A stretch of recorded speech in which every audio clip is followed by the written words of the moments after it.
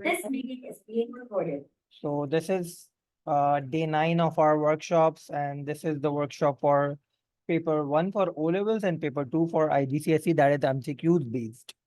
And हमारे पास जो पहला पेपर है वो मई जून 2023 P11 O levels है, सही है।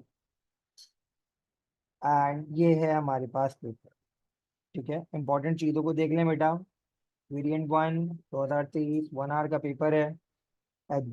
टाइप बी और एच बी पेंसिल का इस्तेमाल करना है हमें। 4 ऑप्शन होंगे जिनमें से कोई एक हमने सेलेक्ट करना है, सही है। एंड रिकॉर्ड करना है चॉइस को using soft pencil. Soft pencil का मतलब क्या होता है बेटा, बहुत ज्यादा डार्क पेंसिल से आपने इसको अपने आंसर को शेड नहीं करना है, ठीक है। एंड शेडिंग में एक आपको बताता हूँ, नॉर्मली बच्चा एक गलती करता है और वो क्या होती है बेटा, पूरे 40 के 40 एमसीक्यूज करने के बाद at the end of the paper बच्चा जो है अपने ऑप्शंस को इंक आउट करता है। आपने ऐसा नहीं करना है। क्यों ऐसा नहीं करना है, इसका एक वैलिड रीजन मैं आपको बताता हूँ। Most of the time you are not aware of the time management, और उसमें क्या होता है आपको पता ही नहीं चलता 1 घंटा ओ लेवल्स के लिए और 45 मिनट आईजीसीएसई के लिए कब निकल गए, सही है। तो इसमें क्या होता है बेटा, आपके पूरा का पूरा पेपर आपने बहुत बेहतरीन किया है, लेकिन इन दी एंड जो बबल शीट है, जो आंसर शीट है जिसमें आपने आंसर्स को मार्क करना है, उसको जब आप मार्क कर रहे हो तो इन्विजिलेशन करता हुआ जो भी इन्विजिलेटर होता है वो आता है और आपसे पेपर छीन लेता है। जिंदगी खत्म। आप उल्टी सीधी बात कहते हो उस इन्विजिलेटर को, उसने तो अपना काम किया। तो इस सिनेरियो से बचने का हल क्या है, हम 10-10 एमसीक्यूज का सेट बनाएं। Once 1 till 10 MCQs are done, हम बबल शीट में जाके उसे मार्क कर देंगे। 11 till 20 MCQs are done, then mark करेंगे। 21 till 30 MCQs are done, then mark करेंगे। And 31 till 40 MCQs are done, then mark करेंगे, ठीक है। तो बबल शीट में हम लोग हर 10 एमसीक्यूज के बाद जाके मार्किंग करेंगे। इट्स अप टू यू, आप 5-5 एमसीक्यूज का भी सेट बना सकते हैं, it's completely up to you, सही है। तो do not use correction fluid, right, bar codes पे नहीं लिखना है। कैलकुलेटर हर पेपर में अलाउड होता है। नए सिलेबस के मुताबिक ग्रेविटी की वैल्यू 9.8 मीटर पर second square, acceleration of free fall की, और ग्रेविटी 9.8 न्यूटन पर केजी है, सही है। 40 मार्क्स का पेपर है एंड हर एक एमसीक्यू 1 मार्क आपको दे रहा है। And here we start our first MCQ, ठीक है। So a student wishes to measure directly the circumference of football. Football का सर्कमफेरेंस मेजर कर रहा है student. What is the most suitable instrument. अब देखो बेटा, फुटबॉल ऐसी होगी एंड फुटबॉल का सर्कमफेरेंस मेजर करने के लिए हमें कौन सा जो रिक्वायरमेंट है वो चाहिए, जो मैंने येलो कलर से हाईलाइट किया है, सही है। यानी ये एक कर्व लेंथ है, तो कर्व लेंथ है तो हम क्लॉक तो लेंथ मेजर ही नहीं करती है, रूलर स्ट्रेट लेंथ मेजर करता है। माइक्रोमीटर बहुत छोटी लेंथ या डायमीटर को मेजर करता है, और फिर डायमीटर को मेजर करके आप 2 पाई r लगाओगे, फिर सरकमफेरेंस निकालोगे। तो इसके लिए हमें क्या चाहिए होगा बेटा, मेजरिंग टेप, सही है। नाउ अच्छा, चैट बॉक्स भी मैं 1 till 10 एमसीक्यूज पे ऑन करूंगा। आपका अगर कोई क्वेश्चन है तो आप अपने पास नोट डाउन कर लें, जब हम लोग इसे इंक आउट करेंगे तभी हम लोग क्वेश्चन को भी टारगेट करेंगे, सही है। Which equation contains 2 vector quantities. कौन सी इक्वेशन है यहाँ पे जो हमारे पास 2 वेक्टर क्वांटिटीज को डील कर रही है। एक्सेलरेशन वेक्टर है, वेलोसिटी वेक्टर है, सही है। आंसर तो मिल गया होगा। स्पीड स्केलर है, डिस्टेंस स्केलर है, टाइम स्केलर है, density scalar, mass scalar, volume scalar, length scalar, width scalar, height scalar. तो एक ही इक्वेशन है जिसमें 2 वेक्टर क्वांटिटीज आ रहे हैं, विच इज ऑप्शन ए, ठीक है।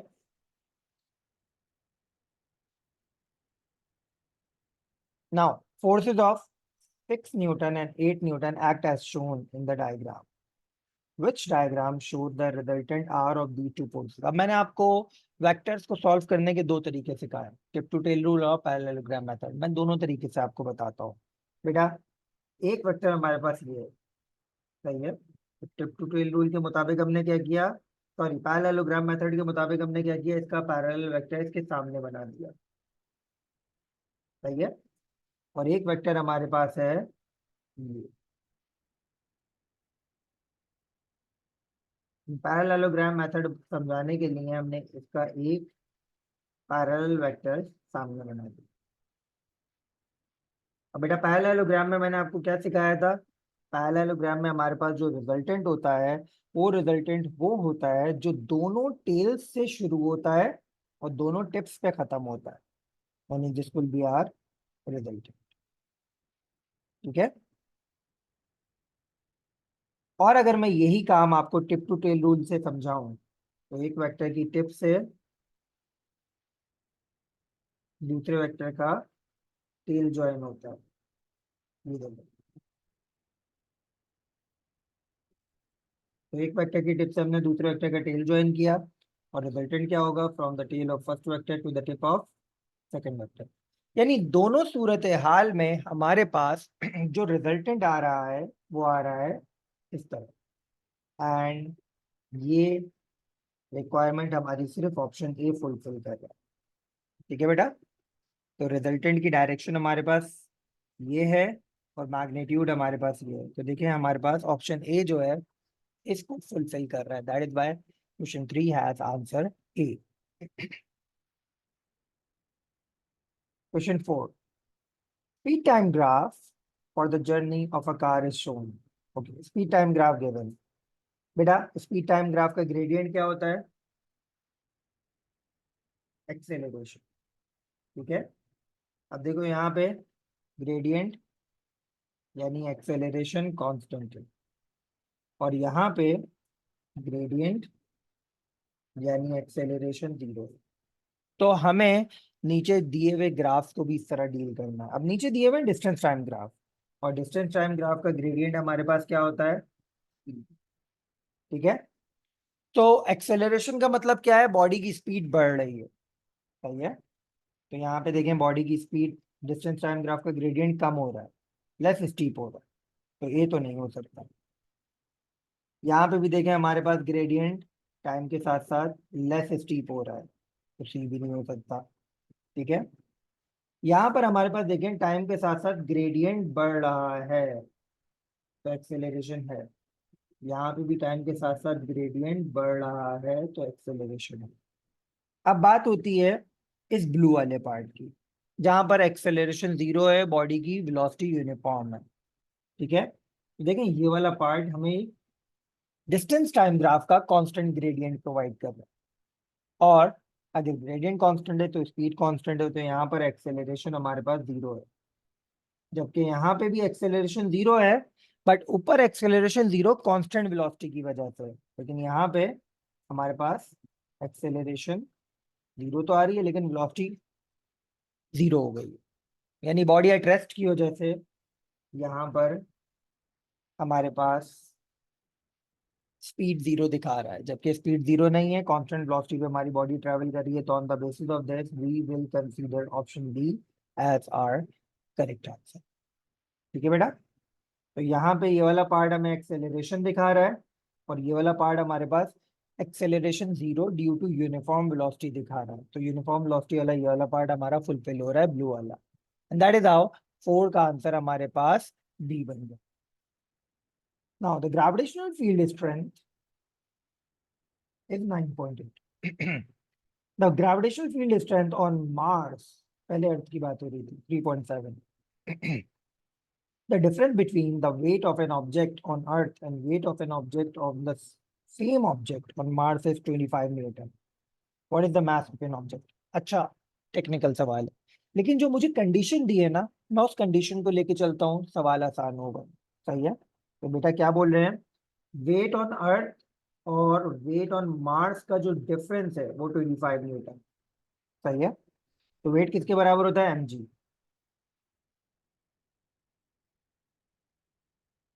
जीई ग्रेविटी ऑफ अर्थ है, जीएम ग्रेविटी ऑफ मार्स है। अब मैथ्स तो हर तरफ सेम रहता है, कॉमन निकाल लो मैथ्स को।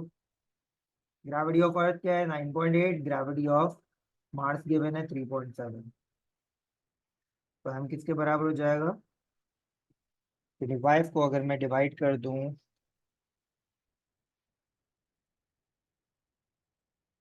बेटा ये आ रहा है 4.09।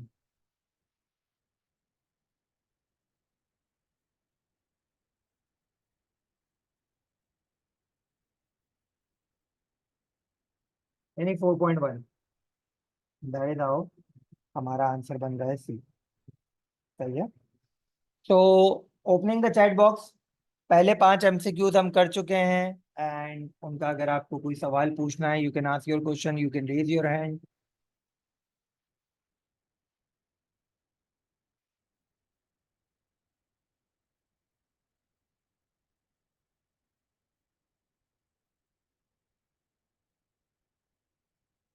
If you have any question जल्दी से क्वेश्चंस पूछें। बेटा अब्दुल राफे, ये मई जून 2023 P11 है। Yes Noman.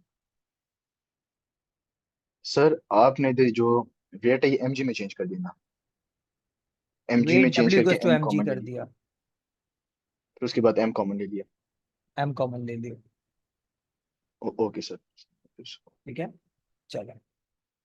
Sir the bubble sheet will fill out with pencil. बेटा पेंसिल से फिल करना है एडम, सिर्फ पेंसिल। सर ये बुकलेट की पीडीएफ आप ग्रुप में फॉरवर्ड कर दीजिए। राफे गूगल ड्राइव पे अपलोड कर दी है। Wait bit did we take maths common, ताकि हमारे पास मैथ्स की वैल्यू एक तरफ हो जाए। सही है। तो मैथ्स तो कॉमन लेना यहाँ पे जरूरी है ना, मैथ्स अननोन है और कॉमन रहेगा हर तरफ। मतलब भले अर्थ पे हो भले मार्स पे हो, मैथ्स थोड़ी बदलता है। ठीक है बेटा, चलो आगे बढ़ते हैं। Let's move towards MCQ number 6। The student determines density of a solid metal cube.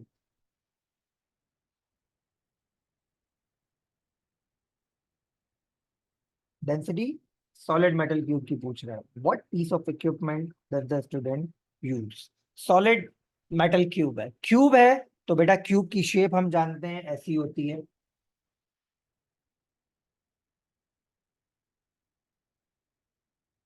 ठीक है, and what do we need this side and this side in order to find out the volume.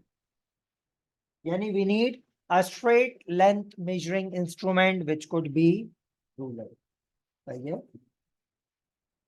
And volume तो इससे आ गई, math किससे आएगा बेटा, हमें math चाहिए तो मैथ कौन निकालेगा, बैलेंस। ठीक है, दैट भी हमारे पास आंसर आ गया बी। ठीक है, now the diagram shows only two forces acting on the trolley that is accelerating 0.12 metre पर सेकेंड। ठीक है, तो ये दोनों फोर्सेस हैं। What is the mass. अच्छा, सो अब यहाँ पे सिनेरियो क्या होगा। रिजल्टेंट फोर्स का फॉर्मूला हम जानते हैं, एम ए के बराबर होता है। और रिजल्टेंट फोर्स क्या है, 6 माइनस 3.6। इन दोनों को माइनस इसलिए कर रहा हूं because they are in opposite direction. If they would be in same direction we will be adding them. सही है। मास निकालना है और एक्सेलरेशन नीचे आके डिवाइड हो गई, तो बेटा क्या आ जाएगा, 6 माइनस 3.6 डिवाइड बाय 0.1, 20 आंसर आ रहा है।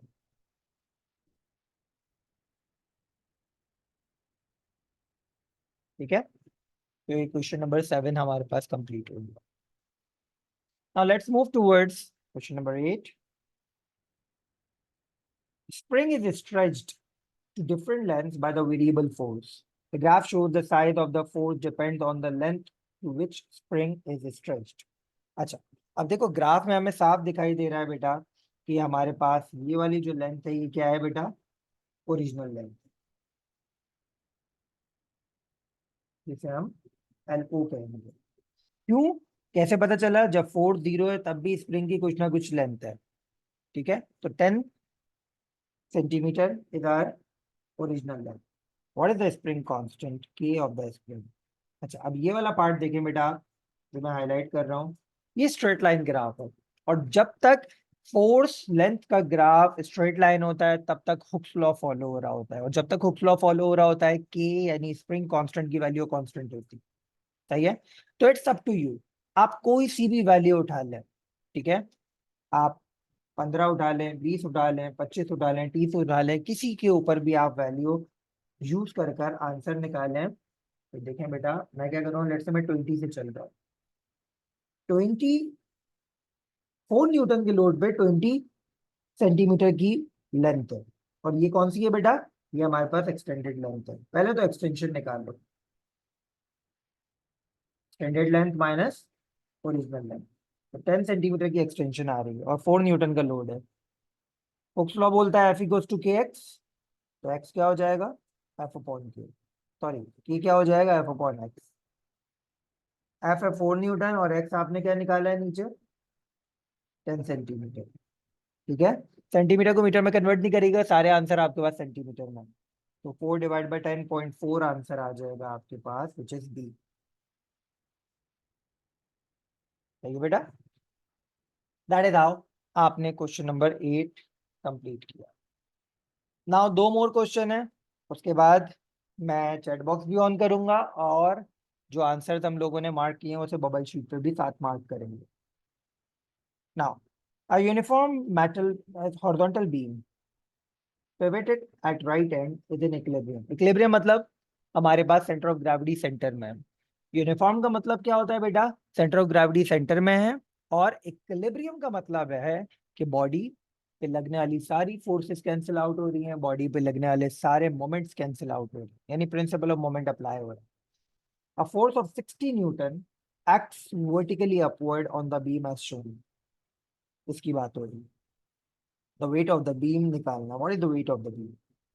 ओके, तो बेटा देखो, ये मेरा पिवट है, और इस पिवट के अबाउट हमारे पास वेट ऑफ द बीम कर रहा है क्लॉकवाइज मोमेंट।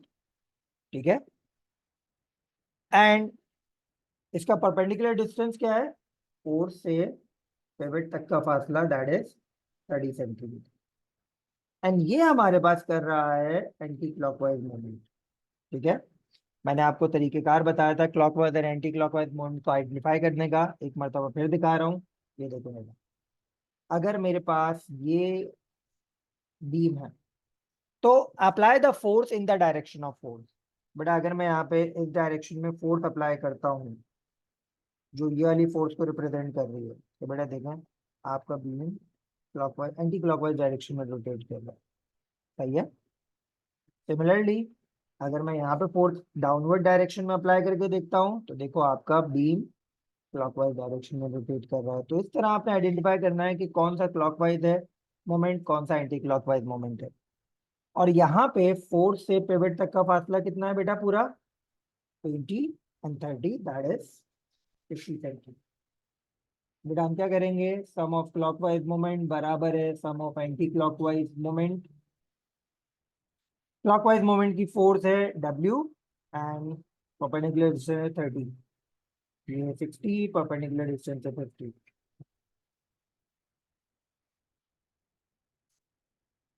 तो मेरा आंसर क्या आ रहा है, 100 मीटर। एंड 9 का हमारे पास डी करेक्ट आंसर हो गया। ठीक है, now question number 10। Constant frictional force acts on moving object for a short amount of time, causing the momentum of an object to decrease. Which expression is used to calculate the time for which the force act? बेटा हमारे पास force या एक और formula था, क्या था हमारे पास, rate of change of momentum. We can also write this equation as this. ठीक है, देखते हैं क्या अप्लाई हो रहा है यहाँ पे। हमें टाइम निकालना है, तो टाइम क्या होगा, change in momentum upon force. ठीक है, सिंपल। क्या किया बेटा, इसको ऊपर फेंक दिया, इसको नीचे लेकर आ गया, तो टाइम हो जाएगा change in momentum upon force, that is A. सही है, and we are done with 10 MCQs. जल्दी से हम बेटा इन 10 एमसीक्यूज को इंक आउट करते हैं, के बाद मैं आप लोगों को चैट बॉक्स ओपन करता हूँ।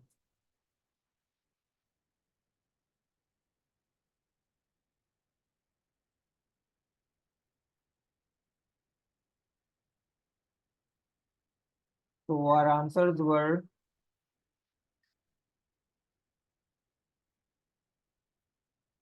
मैंने मार्क किए, मैं तो मैं डायरेक्ट यहाँ पे मार्क कर रहा हूँ बेटा। तो हमारे पास आंसर्स जो हैं वो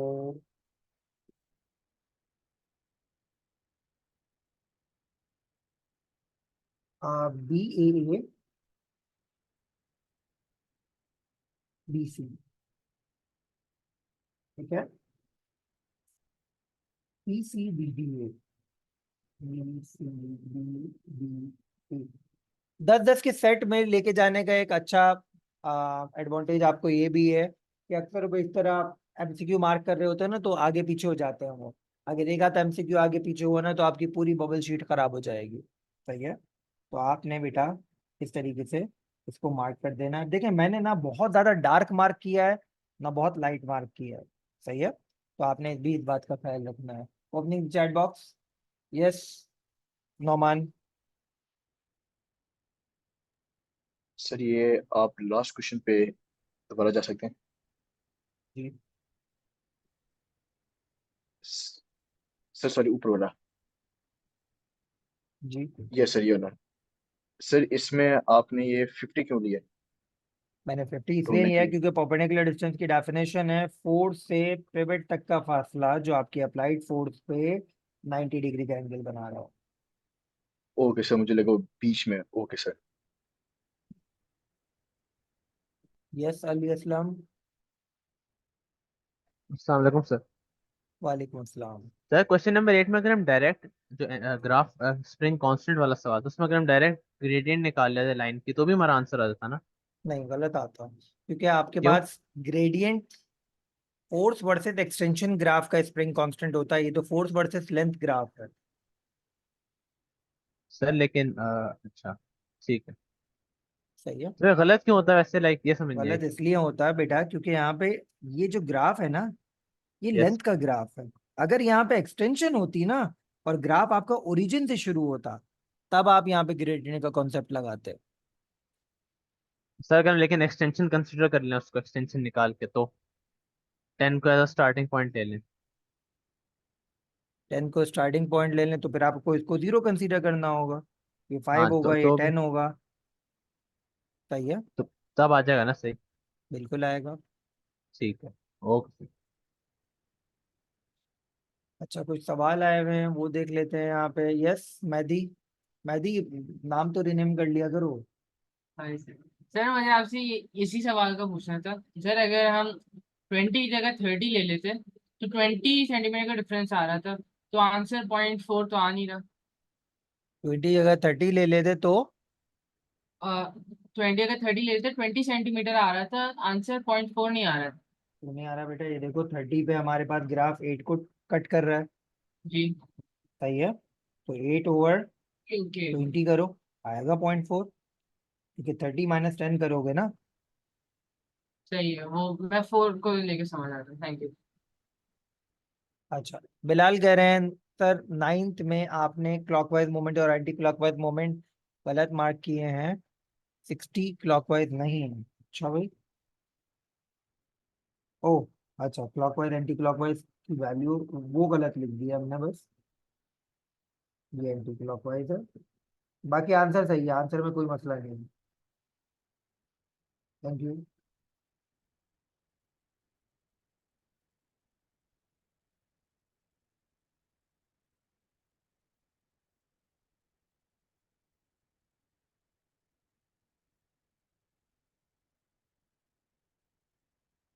ओके, सो कुछ सवाल। Can you show the working of MCQ 7? ये ले बेटा MCQ 7 की वर्किंग। सर 9th में बिल्कुल ठीक है। Okay, so let's move ahead and move towards the MCQ of 11. A large stone rolled onto the lorry using ramp. The length of the ramp is L and the stone is lifted to a height H. Mass of the stone is M and the weight of the stone is W. Mass M है और weight W है. Which expression is equals to the useful work done? अब work done की definition हमने क्या की थी? Work done होता है force into displacement in the direction of force. सही है, force into displacement in the direction of force. तो हमारे पास फोर्स कौन सी है यहाँ पे? वेट। और वेट वर्टिकल एक्ट कर रहा है, तो हमें वर्टिकल एक्सिस का ही डिस्प्लेसमेंट चाहिए। और वर्टिकल एक्सिस का डिस्प्लेसमेंट क्या है? एच। ठीक है, तो वर्क हमारे पास किसके बराबर हो जाएगा? फोर्स की जगह वेट आ गया एंड डिस्प्लेसमेंट की जगह एच आ गया। दैट इज हाउ हमारा बी आंसर बन रहा है। ठीक है,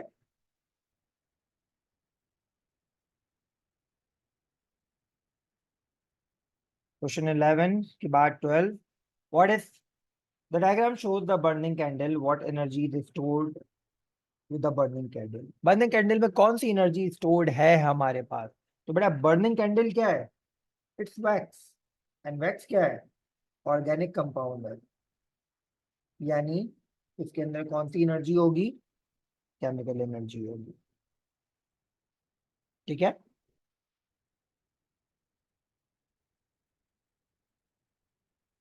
बेटा 5-5 का हम लोगों ने सेट बनाया है विवेक। सो 5 एमसीक्यूज के बाद I open the chat box and answer your questions. African element, sorry, elephant has mass 60 kg, 600,000 kg. Each of its 4 feet has an area this. मतलब 1 फीट का एरिया 0.2 मीटर स्क्वायर है, 4 feet है, तो जो भी area होगा हम multiply by 4 करेंगे, that will be our total area of the feets making contact with the ground. ठीक है, now gravitational strength ये है, what is the average pressure of the elephant standing stationary on all 4 feet on the level ground। Pressure का formula में पड़ता है force upon area. Force क्या होगी बेटा यहाँ पे? वेट, दैट इज mg, और एरिया ऐसे ही रहा। मास है 6000, ग्रेविटी 9.8 एंड एरिया 0.80। सही है,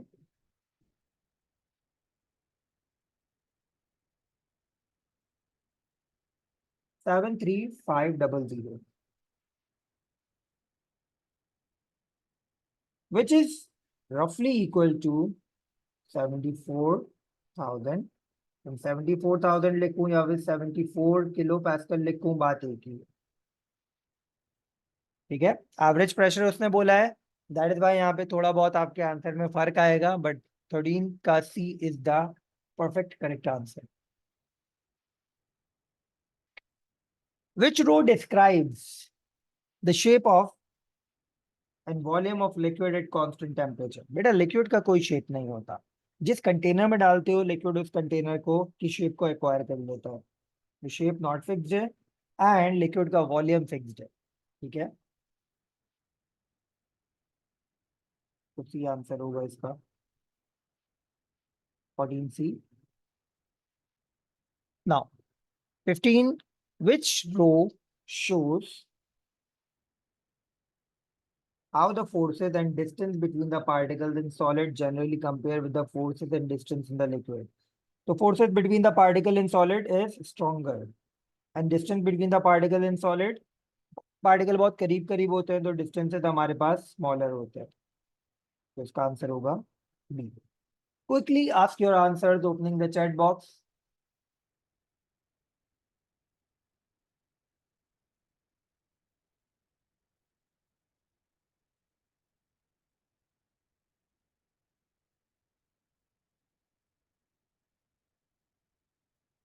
You don't have any answer, kindly thumbs up so that we can move ahead. Okay.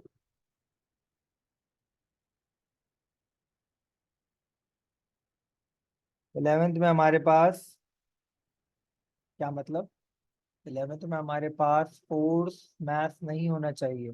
Force math मतलब अब मैं वेट गिवन है तो वेट की मदद से हमने कर लिया, वर्क एफ इंटू डी होता है, फोर्स इंटू डिस्प्लेसमेंट होता है, मैथ इंटू डिस्प्लेसमेंट नहीं होता। Now question number 16, N incomplete statement about the latent heat is given. तो बेटा लेटेंट हीट में मैंने आपको क्या बताया था? यस विवेक।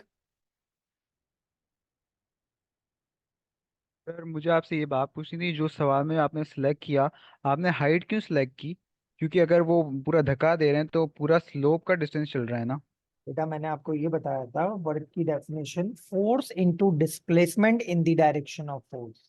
अब मुझे एक ही फोर्स पता है, वेट, जो वर्टिकल एक्सिस पे एक्ट करती है, तो मुझे डिस्टेंस भी वर्टिकल एक्सिस का ही देखना होगा। ठीक लेकिन है, सर अगर रोल करा रहे हैं तो मतलब डायरेक्शन ऑफ फोर्स तो फॉरवर्ड है ना। बिल्कुल फॉरवर्ड है, लेकिन डेफिनेशन को फिर आप इग्नोर कर रहे हो। अगर वो मुझे यहाँ की फोर्स देता ना एफ, तो एफ इंटू एल आंसर होता। ठीक है, तो जिस डायरेक्शन की फोर्स गिवन हो उसी डायरेक्शन के डिस्प्लेसमेंट से मल्टीप्लाई करोगे तो वर्क आएगा। ओ तो मतलब सर, अगर जैसे यहाँ तो सिर्फ वेट दिया हुआ है, लेकिन अगर जी फॉर एग्जांपल एक दूसरा क्वेश्चन होता जिसमें एक बंदा होता और वो धक्का दे रहा होता और उसका हाँ, लिखा उसकी होता, फोर्स तो फिर बताई हम भी वो होती, इस्तेमाल करते ना। तो फोर्स इंटू एल से वेव वर्क निकालता। जी सर, समझ आ गया। ओके, तो आगे बढ़ते हैं बेटा। Question number 16। लेटेंट हीट के बारे में मैंने आपको क्या बताया था? Latent heat is the heat जो कि स्टेट चेंज के दौरान रिक्वायर्ड होती है, और इस हीट के दौरान टेम्परेचर चेंज नहीं होता, बिकॉज सारी की सारी हीट बॉन्ड मेकिंग में इस्तेमाल हो जाती है। Latent heat is the dash amount of heat required to cover, latent heat is the amount of energy, यहाँ पे एनर्जी आएगा, required to overcome the bond between the molecule and the change the dash of a substance। क्या change होता है बेटा? यहाँ पे state change होता है, टेम्परेचर चेंज नहीं होता। 16 का ये आंसर होता है। A cold solid is placed on top of hot solid. The thermal energy is transferred from hot solid to cold one. What explanation? What is the explanation for this?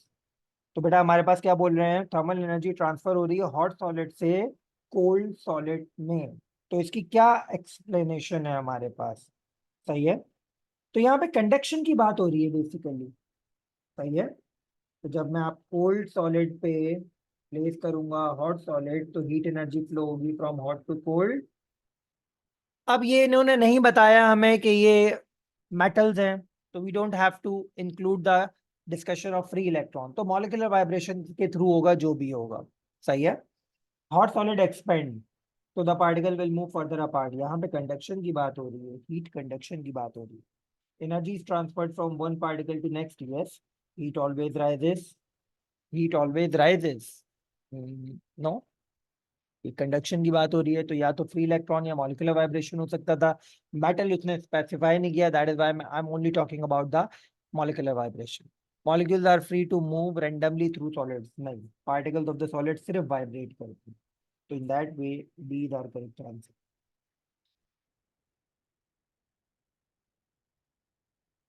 A house is to be thermally insulated to reduce thermal energy loss and reduce fuel cost।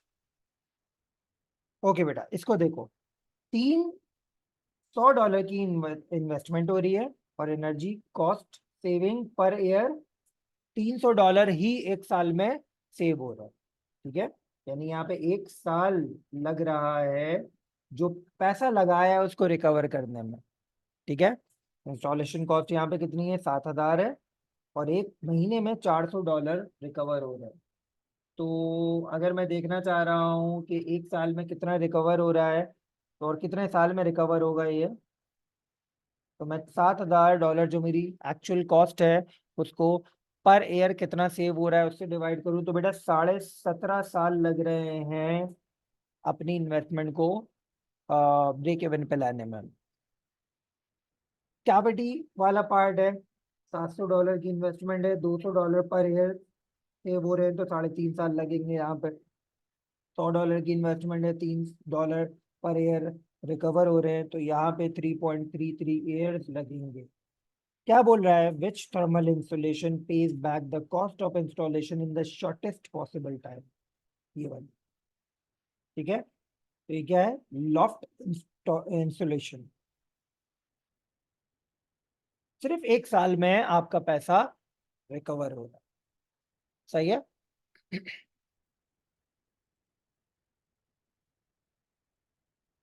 Image form by the plane mirror में हमारे पास क्या होता है? At which position the image is formed.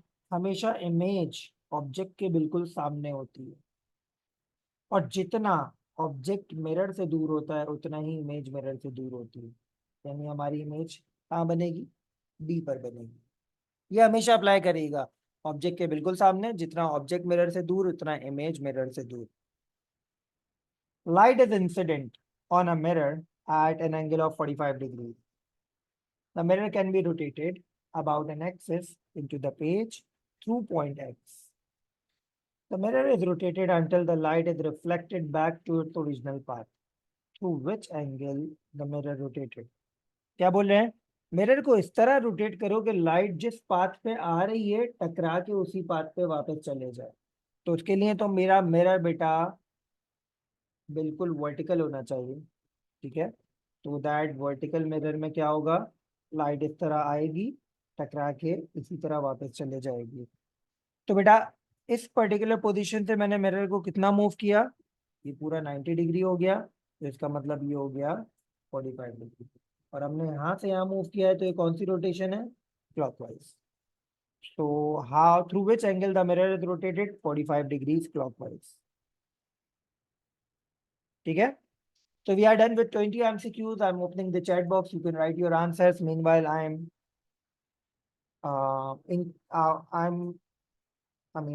marking the answers. B A C C D. B A C C D. A B D B C. A B D B C. ठीक है बेटा, तो हमने आंसर मार्क कर लिए। Now you can ask your questions. MCQ 18 बेटा, 18 में हमने एडम सिर्फ और सिर्फ ये किया है कि हमारे पास इंस्टॉलेशन कॉस्ट कितना जल्दी कौन से सिनेरियो में रिकवर हो रही है, सही है। तो टोटल इन्वेस्टमेंट ये है, पहले साल में $400, दूसरे में 400, तीसरे में 400, इस तरह करते करते आपको 17.5 साल लगेंगे इन्वेस्टमेंट को ब्रेक इवन पे लाने में, ठीक है। यहाँ पे 3.33 है, यहाँ पर 3.5 और यहाँ पे 1 ईयर लग रहा है इन्वेस्टमेंट को ब्रेक इवन पे लाने में, ठीक है। उसने बोला है सबसे कम पॉसिबल टाइम में कौन सा ब्रेक इवन पे लेकर आ रहा है, इंस्टॉलेशन कॉस्ट पे बैक हो रही है, तो लॉफ्ट इंसुलेशन, सही है बेटा। क्वेश्चन 17 में हमारे पास हमने सिंपल रेजा हीट फ्लो की बात की है, तो सॉलिड की बात हुई है तो कंडक्शन होगी। अब यहाँ पे कहीं पे स्पेसिफाई नहीं किया कि हमारे पास ये मेटल है, तो हमने सिर्फ और सिर्फ स्पेसिफिक रखा अपने आप को मॉलिक्यूलर वाइब्रेशन पे, ठीक है। तो एक ही ऑप्शन है जो मॉलिक्यूलर वाइब्रेशन को समझा रहा है, energy is transferred from one particle to the next particle, ठीक है। ए थर्मल एक्सपेंशन की बात कर रहा है, सी हीट ऑलवेज राइजेस, ये समहाउ कन्वेक्शन की बात हो रही है, due to heat fluid rise करता है and molecules are free to move randomly, solid के पार्टिकल रैंडम मूव नहीं करते। MCQ 19 बेटा, MCQ 19 में हमेशा ऑब्जेक्ट के बिल्कुल सामने इमेज बनती है, ठीक है, और जितना दूर ऑब्जेक्ट मिरर से होता है उतनी ही इमेज मिरर से दूर होती है। दैट इज हाउ मैंने बी को सेलेक्ट किया। बेटा ये थर्मल एक्सपेंशन की बात कर रहा है रेजा, a solid expands so its particles will move further apart, ये कंडक्शन की बात थोड़ी कर रहा है। Can you explain the last question, how we know that the mirror is vertical? बेटा मिरर वर्टिकल इस वजह से है क्योंकि उसने स्पेसिफाई किया है ना, लाइट यूं आ रही है तो टकरा के यूं ही वापस जाए। Mirror is rotated until the light reflected back to its original path, तो उसके लिए तो मिरर को वर्टिकली रखना पड़ेगा, सही है। मिरर वर्टिकल होगा तो लाइट यूं टकरा के यूं ही वापस जाएगी, क्योंकि एंगल ऑफ इंसिडेंस अभी क्या है, 0 डिग्री, तो टकराने के बाद एंगल ऑफ रिफ्लेक्शन भी 0 डिग्री होगा, सही है। That was MCQ 20। Now let's move ahead, we need to speed up a bit, क्योंकि हमें 1 घंटे में एक पेपर कंप्लीट करना है और हमें ऑल टुगेदर 2 पेपर आज खत्म करना है। Ray of light is incident on plastic block in air at an angle of incidence I. Refractive index of the plastic is m. Light refracts along the plastic air boundary when it reaches X. Which equation is correct? Okay. कौन सी equation यहाँ पे correct है बेटा, मुझे angle आई निकालना है, तो एंगल आई निकालना है तो हम क्या कर रहे हैं, एयर से ग्लास की तरफ जा रहे हैं, यानी n equals to sine angle i और साइन एंगल आर लगेगा। एंगल आर हमारे पास बेटा कितना है,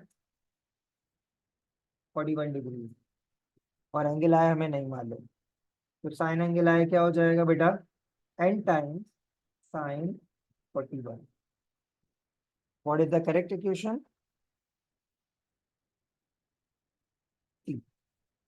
ठीक है, आप लेस डेंस से डेंसर की तरफ जा रहे हो तो साइन एंगल आई और साइन एंगल आर आपने लगा दिया। The diagram shows white light entering the prism. What is happening at point X? बेटा point X पे दो काम हो रहे हैं, एक तो डिस्पर्जन हो रही है, व्हाइट लाइट कलर्स में ब्रेक डाउन हो रही है, और दूसरा काम क्या हो रहा है, रिफ्लेक्शन हो रही है, लाइट अपने एक्चुअल पाथ से डेविएट कर रही है। तो डिस्पर्जन एंड रिफ्लेक्शन दोनों हो रही है। एंड बेटा याद करो, सबसे ज्यादा बेंड कौन करता था, सबसे ज्यादा डेविएट कौन करता था, वॉयलेट, और सबसे कम रेड। ठीक है, तो जी पे क्या होगा, red colour. That is how C is our correct answer.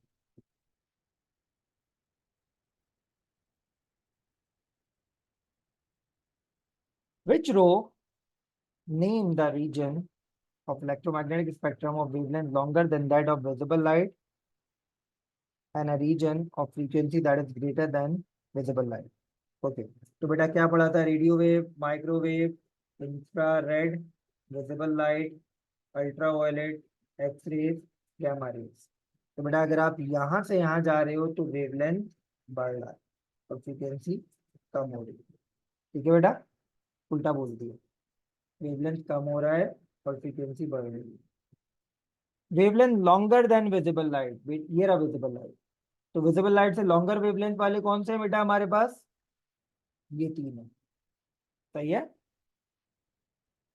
Frequency greater than visible light, तो अगर आप ग्रेटर देन विजिबल लाइट की फ्रीक्वेंसी देख रहे हो तो ये तीन।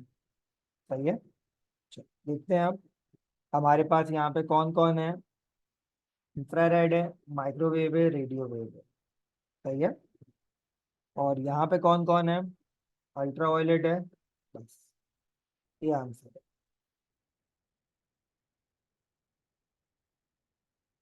ठीक है। Question 24, sound travels at different speeds in different states of matter, which let's give the three states of matter arranged in order of speed of sound from slowest to fastest. तो सबसे स्लो गैसेस में होती है, सबसे fast solids में होती है sound की स्पीड, गैस, सॉलिड, लिक्विड, ये आंसर है। स्लोएस्ट टू फास्टेस्ट बोला है तो गैस, लिक्विड, सॉलिड होगा।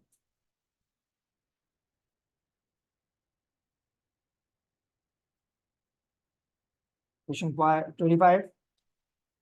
Bar magnets of various non-magnetic, demagnetized metal bars are placed in different arrangement as shown.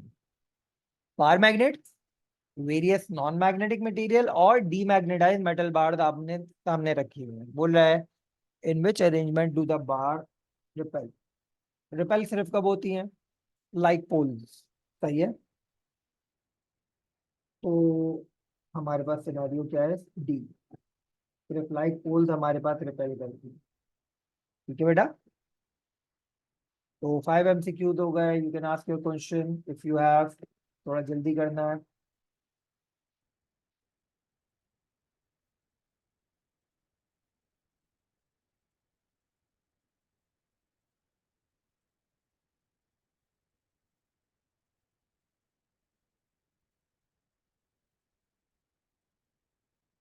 आगे बढ़े।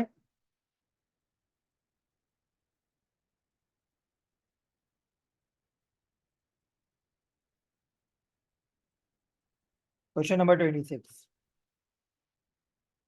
student uses wooden clamp and a stand to hold freely suspended metal bar, which the diagram shows that in experiment 1 में हमारे पास क्या हो रहा है, student hold bar magnet next to the suspended bar magnet. तो बेटा यहाँ पे क्या होगा, अट्रैक्शन होगी। ठीक है, अब ये तो हमारे हाथ में है तो हमारा बार मैग्नेट इधर मूव करेगा। सही है। एक्सपेरिमेंट 2 में student hold the iron bar next to the suspended magnet. बेटा जो भी हो, आयरन हमेशा अट्रैक्शन शो करता है। सही है, हमेशा बार मैग्नेट, किसी भी टाइप के मैग्नेट से आयरन अट्रैक्ट होगा, कभी भी रिपल्जन शो नहीं करेगा। सही है। And student hold the steel bar. अब देखो स्टील बार भी अभी मैग्नेटाइज नहीं है तो ये भी अट्रैक्शन ही शो करेगी और अट्रैक्ट करेगी। सही है। In which experiment does the suspended magnet move, तीनों ही सिनेरियो में सस्पेंडेड मैग्नेट एक्सपेरिमेंट 1 2 3 तीनों में मूव कर रहा है। सही है।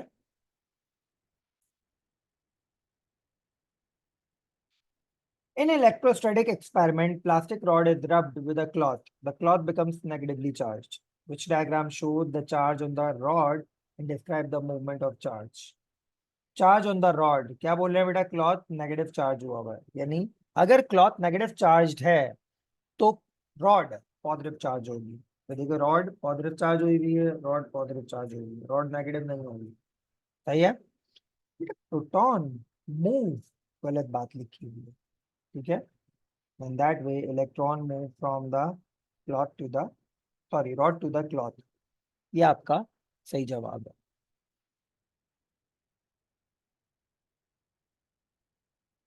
प्रोटॉन कभी मूव नहीं करता।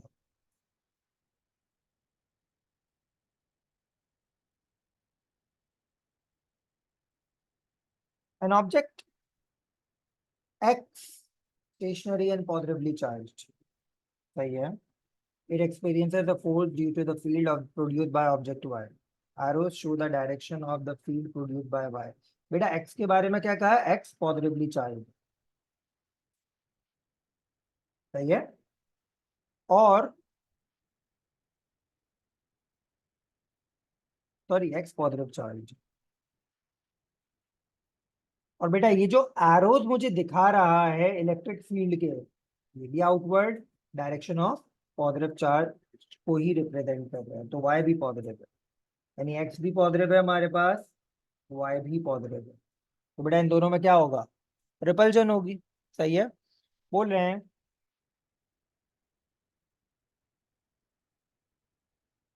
सही है, ये इधर जाएगा, ये इधर जाएगा। Which statement about the direction of force on x is correct? ठीक है, x की फोर्स की डायरेक्शन क्या होगी बेटा? It's towards right. तो बेटा देखो x पे फोर्स किधर लग रही है? Towards right, because it is an electric field. सही बात कह रहा है।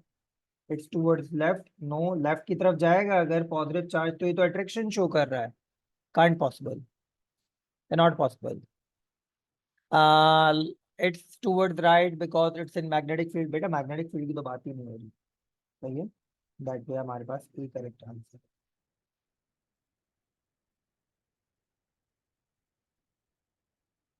Diagram shows the battery of three 1.5 volt cells. इस सिनेरियो में हमेशा advantage of connecting EMF sources in series parallel पूछेगा, तो इसका जवाब हमेशा क्या होता है? लाइफ बढ़ जाती है। ठीक है।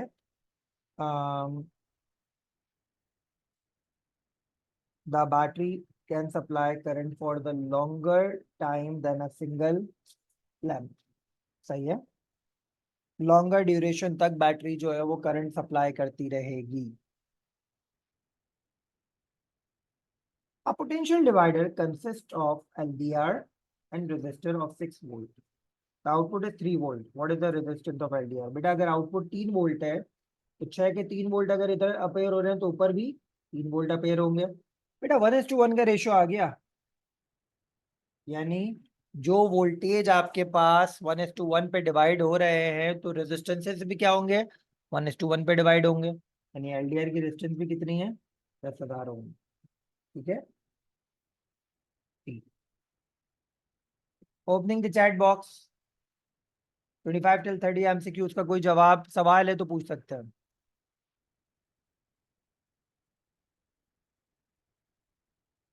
Numan,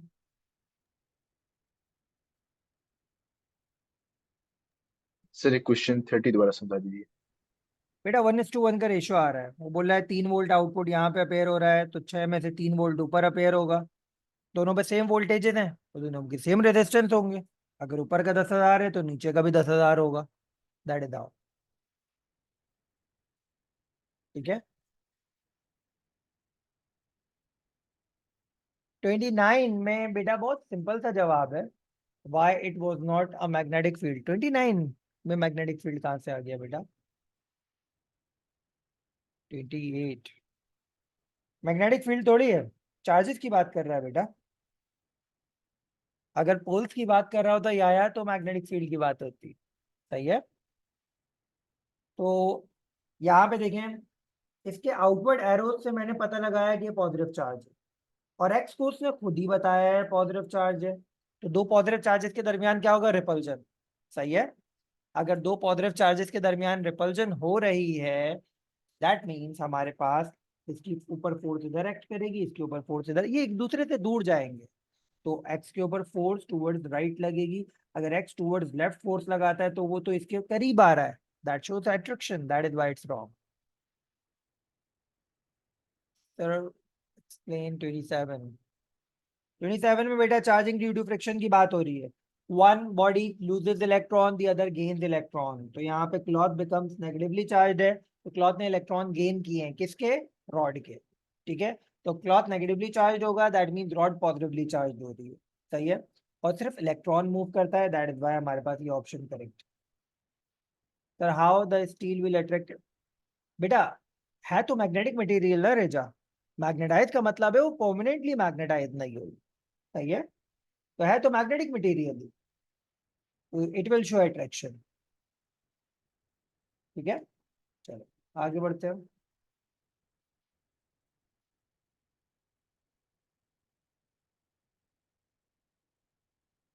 Okay, three students each suggest a consequence of wiring lamps in parallel rather than in series. Okay, तो स्टूडेंट बोल रहा है, वन बोल रहा है one lamp breaks the other stage lit. बिल्कुल ठीक बात कह रहा है। अगर एक खराब हो गया, एक टूट गया, बाकी सारे चलते रहेंगे। Lamps can be switched on end of separately. बिल्कुल ठीक बात कह रहा है। हम पैरेलल में तीनों के, जैसे हमारे घर में लगे हुए होते हैं, पैरेलल में लगे हुए होते हैं, सेपरेटली ऑन ऑफ कर सकते हैं। PD across each lamp is equal to the PD of power supply. Yes, parallel में वोल्टेज हर तरफ सेम रहता है। तो विच स्टूडेंट इज करेक्ट? तीनों बातें बिल्कुल ठीक हो रही।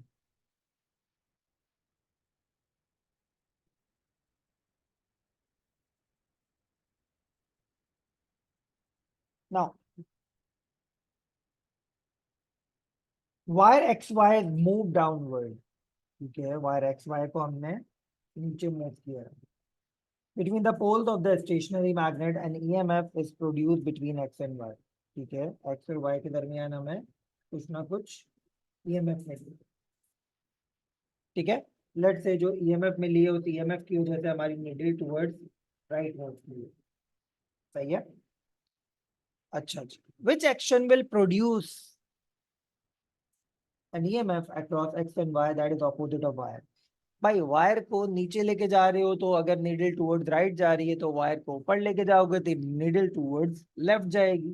सही है, तो अगर आप वायर को लेके जाते हो ऊपर की तरफ, तो हमारे पास जो वोल्टमीटर की नीडल है वो टुवर्ड्स लेफ्ट जाएगी। सिंपल सी बात है। सही है, तो डी आंसर होगा। Move the wire upward and keep the magnet stationary. अच्छा, बाकी जो है ना, वो दोनों चीजों को मूव करवा रहे हैं। तो एक वक्त में एक चीज आपने मूव करनी है, चीजों को ओवर कॉम्प्लिकेट नहीं करना है। Move both wire, no, wire is kept stationary. ठीक है, मैग्नेट इज मूव्ड अपवर्ड। ये आपके लिए समझना थोड़ा सा मुश्किल हो जाएगा। ठीक है, कि अगर वायर रुका हुआ है, मैग्नेट ऊपर मूव कर रहा है, you don't know the direction of the current, तो that is a bit confusing. Wire is move downward and magnet is move, दोनों एक साथ मूव नहीं करवाने हैं। तो हमने जो कंडीशन हमें गिवन है ना, भाई पहले मैग्नेट स्टेशनरी था, अब भी मैग्नेट स्टेशनरी कर रखते हैं। पहले वायर को आप डाउनवर्ड मूव कर रहे थे, अब उल्टी ईएमएफ के लिए अपवर्ड मूव कर दो। सिंपल था, जवाब है D. An AC voltage is displayed on oscilloscope. Y gain is 2 volt per centimeter. What is the maximum voltage? बेटा वोल्टेज क्या होता है? एम्पलीट्यूड। और ये है हमारा एम्पलीट्यूड, जिसमें कितने बॉक्सेस आ रहे हैं? 2 बॉक्स आ रहे हैं, और एक बॉक्स बेटा 2 वोल्ट का है, तो 2 बॉक्स कितने के हो जाएंगे? 4 volt.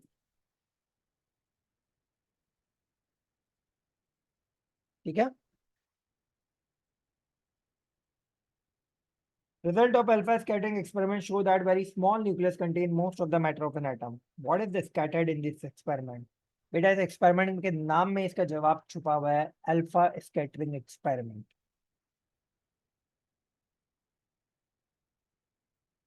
Atom P and Q are isotopes of same element.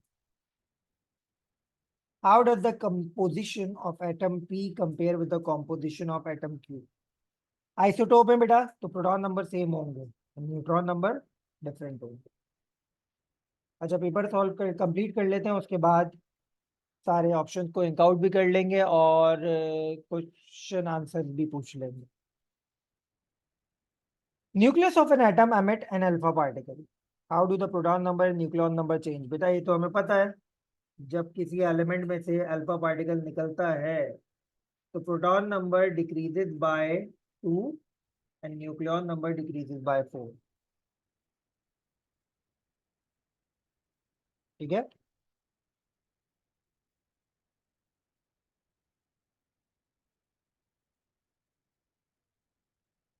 The diagram shows how thickness of the paper is measured during the manufacture. ये repeat हो रहा है। If the sheet is too thick, few beta particles can reach the detector. Why beta particles are used for this purpose? बेटा alpha particle तो sheet of the paper से पास नहीं हो सकते, सही है। दैट इज वाई बीटा हम लोगों को इस्तेमाल करना पड़ रहा है। ठीक है, alpha particles are all stopped by paper, बिल्कुल ठीक बात है।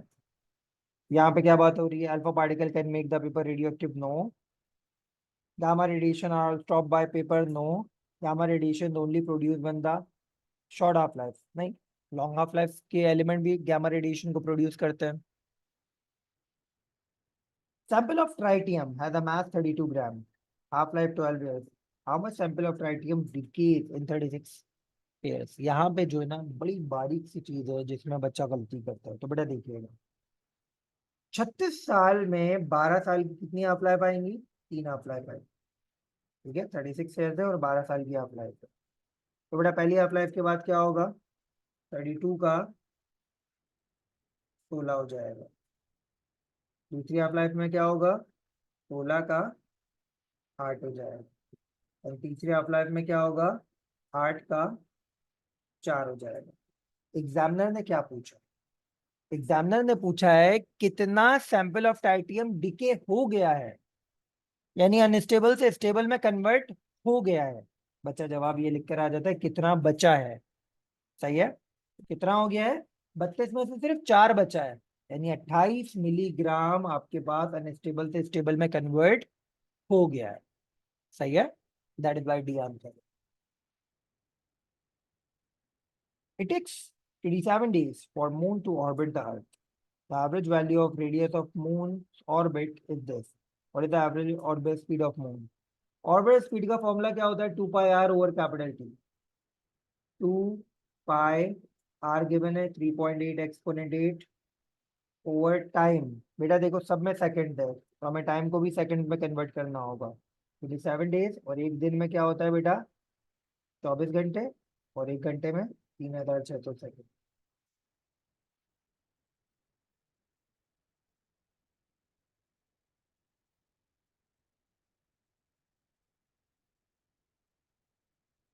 बेटा ये आ रहा है 10236, तकरीबन हमारे पास 10236।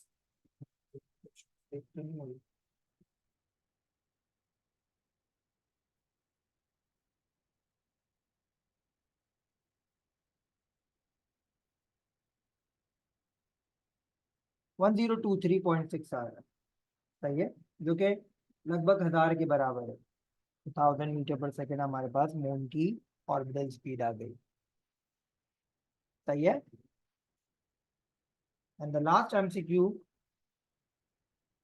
What is the nuclear reaction that takes place in the stable star? Nuclear fusion of hydrogen, fusion of hydrogen into helium. ठीक है। Now opening the chat box, you can ask your question. Meanwhile, I am marking the correct answers. E C A D E C A D A A A A C A B B A C and E A B B B. ठीक है बेटा, okay. तो ये हमारा पहला paper complete हो गया।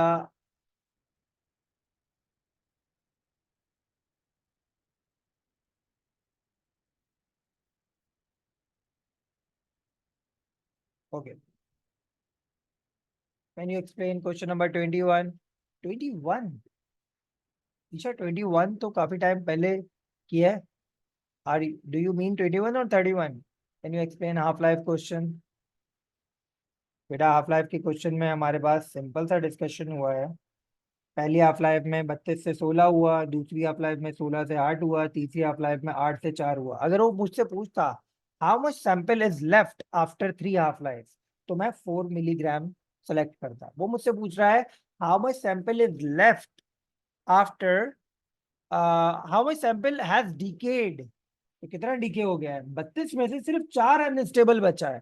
इसका मतलब 32 माइनस 4 28 मिलीग्राम अपने आप को अनस्टेबल से स्टेबल में कन्वर्ट कर चुका है। सही है। तो एमसीक्यू 38 की पुकार आ रही थी, रिजा, बिलाल, एडम, बरीरा, आप चारों का सवाल मैंने एक साथ दे दिया जवाब। 21 tried solving my self but didn't understand. 21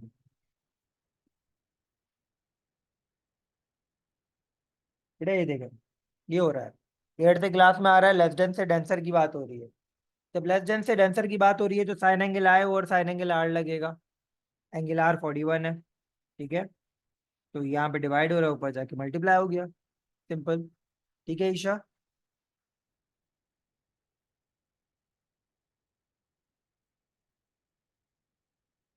done. जल्दी से ग्रीन सिग्नल दें, then we move toward the second paper.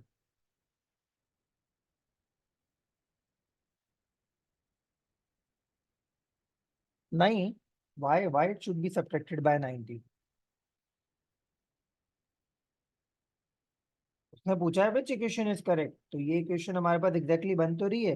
The angle between incident ray and normal is angle of incidence. The angle between reflected ray and normal is angle of refraction. ठीक है, चलो भाई आगे बढ़ते हैं। Next paper is May June 2023 P12।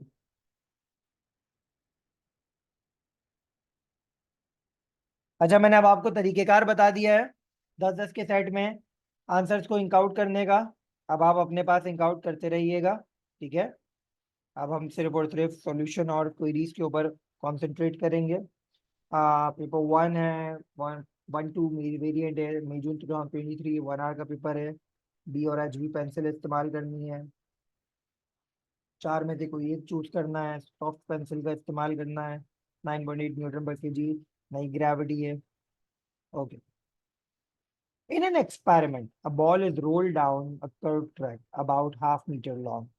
Which measuring device is used to measure the length as accurately as possible? कौन सी measuring device हमारे पास length as accurately as possible measure कर सकती है? curved length है, तो once again हमारे पास जो option आएगा वो आएगा tape measure. Metre rule straight करेगा, माइक्रोमीटर इतनी बड़ी लेंथ मेजर नहीं करेगा, स्टॉप वॉच टाइम मेजर करती है। Which rule describe acceleration, displacement, distance, speed? बेटा एक्सेलरेशन वेक्टर है, डिस्प्लेसमेंट भी वेक्टर है, डिस्टेंस स्केलर है, स्पीड स्केलर है। तो डी हमारे पास करेक्ट आंसर आ रहा है, ठीक है। What is the size of the resultant of the two forces? अगर मैं यहाँ पे लगाऊं टिप टू टेल रूल, एक वेक्टर की टिप से दूसरे वेक्टर का टेल ज्वाइन किया, resultant start from the tail of first vector to the tip of second vector. सही है, तो रिजल्टेंट निकालना है बेटा। बन गया ये 90 डिग्री का ट्राइंगल, पाइथागोरस थ्योरम लगाएंगे। हाइपोटेन्यूज बराबर होगा अंडर रूट 4 का स्क्वायर प्लस 3 का स्क्वायर। हाइपोटेन्यूज से रिजल्टेंट है 16 + 9 अंडर रूट 25। बेटा 5 न्यूटन आंसर आ रहा है, ठीक है। 3C।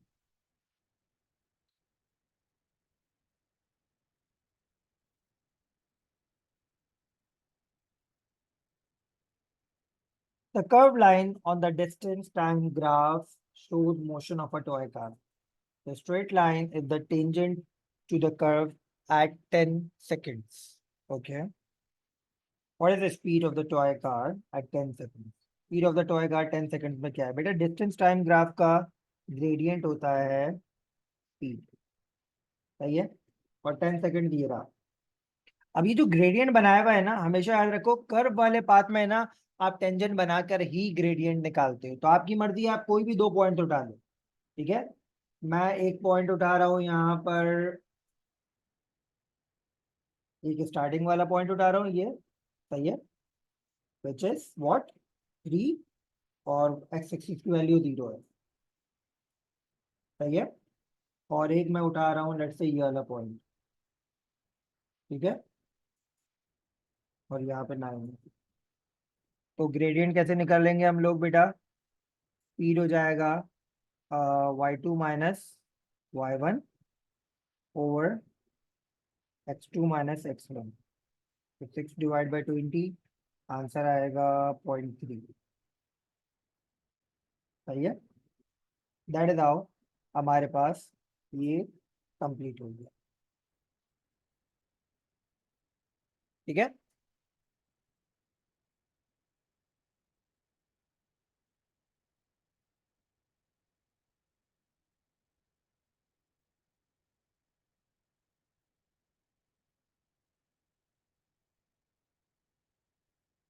चलो, the diagram shows 4 balances W, X, Y and Z, ठीक है। Spring balance, top pan balance, lever arm and top pan balance. Okay, तो ये 5 बैलेंसेस हमें दिखाए गए। The scales of the balance are calibrated on the earth to measure mass. बेटा ये scale calibrate किए हुए हैं ताकि अर्थ पे मास मेजर कर सके, सही है। पहले तो स्प्रिंग बैलेंस को साइड में कर दो, क्योंकि स्प्रिंग बैलेंस मास नहीं वेट को मेजर करता है, और वेट में ग्रेविटी इंक्लूड होती है, सही है। दैट इज वाई इसको हटा दो, ग्रेविटी इसमें इंक्लूड हो रही है। सिमिलरली ये भी वेट को मास में कन्वर्ट करता है, यहाँ पे भी ग्रेविटी इंक्लूड होगी, ठीक है। रही बात बाकी दो की, तो जितनी ग्रेविटी यहाँ इंक्लूड हो रही है उतनी ग्रेविटी यहाँ इंक्लूड हो रही है, तो क्या होगा बेटा? दोनों तरफ ग्रेविटी का जो इफेक्ट है वो कैंसिल आउट हो जाएगा। सेम है यार, जितनी ग्रेविटी यहाँ इंक्लूड हो रही है उतनी ग्रेविटी यहाँ पे इंक्लूड हो रही है, तो दोनों तरफ ग्रेविटी का जो इफेक्ट है वो कैंसिल आउट हो जाएगा, सही है। Which balances are also measure mass correctly when used on moon? तो बेटा दो y और z पे हमारे पास ग्रेविटी का इफेक्ट कैंसिल आउट हो रहा है, यानी w इक्वल्स टू mg में सिर्फ मास का इफेक्ट रहेगा, तो y और z हमारे पास मून पे सेम रीडिंग प्रोवाइड करेंगे, जबकि x, w और x में ग्रेविटी दोनों तरफ कैंसिल आउट नहीं हो रही है, इसलिए मून पे इसकी वैल्यू आपको सही नहीं मिलेगी। आगे बढ़ते हैं। Spacecraft carries probe to Mars, where gravitational field distance 10 Newton per kg. The weight is 370 Newton. Okay. The gravitational field strength on Earth is this. What is the mass and weight of the Earth? तो बेटा एक सवाल हम अर्थ के ऊपर मास और wait पूछ रहा है, तो बेटा W इक्वल टू mg होता है, g किसके बराबर हो जाएगा? W अपॉन m, सही है। अब इन चारों में से आपने देखना है कौन सा आंसर आपको g की वैल्यू 9.8 दे रहा है, सही है। w डिवाइड बाय m करके देख लें किस आंसर में हमें g की वैल्यू 9.8 मिल रही है, वो हमारा करेक्ट रो है। तो 100 डिवाइड बाय 370 9.8 नहीं देगा, 100 डिवाइड बाय 980 9.8 नहीं देगा, 370 डिवाइड बाय 98 9.8 नहीं देगा, ओ उल्टा कर दिया, सॉरी, 370 डिवाइड बाय 100 9.8 नहीं देगा, 980 डिवाइड बाय 100 9.8 देगा, ठीक है। और बाकी तो आपको तो गलत ही है, तो हमें आंसर हमारा मिल गया बी, ठीक है। W अपॉन m बोला था ना, W को m से डिवाइड करवाना है। तो इस तरह हमने आसानी से MCQ कंप्लीट कर लिया। Student determine the density of liquid, which equipment does the student need? बेटा लिक्विड के लिए हमें मेजरिंग सिलेंडर चाहिए, वॉल्यूम के लिए, और क्या चाहिए, मास मेजर करने के लिए बैलेंस चाहिए। बी।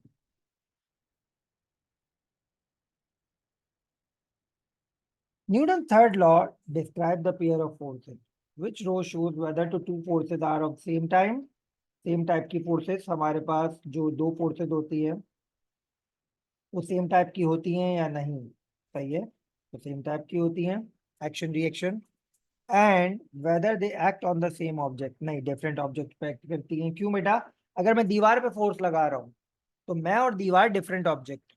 सही है, तो दीवार भी मुझ पे फोर्स लगा रही है, एक्शन रिएक्शन पेयर हो गया, तो ऑब्जेक्ट्स हमारे पास डिफरेंट होते हैं। इन दैट वे हमारे पास सी करेक्ट आंसर होगा। ठीक है, 9 की तरफ आते हैं। Stopping distance of the car is the sum of thinking distance and braking distance. What factors affect braking distance? Braking distance में कौन कौन से फैक्टर हमारे पास इफेक्ट कर रहे होते हैं बेटा? Speed of the car, yes braking distance पे इफेक्ट करता है। ज्यादा स्पीड होगी तो ब्रेकिंग डिस्टेंस, गाड़ी देर से रुकेगी। सही है, कम स्पीड होगी गाड़ी जल्दी रुक जाएगी। टायर्डनेस ऑफ द ड्राइवर, बेटा टायर्डनेस ऑफ द ड्राइवर का ताल्लुक थिंकिंग डिस्टेंस से, ब्रेकिंग डिस्टेंस से नहीं है। ड्राइवर थका हुआ है तो ड्राइवर देर से ब्रेक अप्लाई करेगा, बट ब्रेक का ताल्लुक हमारे पास इसका ताल्लुक ब्रेकिंग डिस्टेंस से नहीं है, तो गलत है। ब्रेकिंग डिस्टेंस पे कोई फर्क नहीं पड़ेगा टायर्डनेस से, बिल्कुल ठीक। And condition of the road, या अगर रोड नया है बिल्कुल तो गाड़ी जल्दी रुकेगी, ब्रेकिंग डिस्टेंस कम होगा। रोड पुराना है, बिल्कुल स्मूथ रोड हुआ है, तो हमारे पास गाड़ी देर से रुकेगी, ब्रेकिंग डिस्टेंस बढ़ जाएगा। सही है, तीनों जवाब हमारे पास सी में सही हो रहे हैं।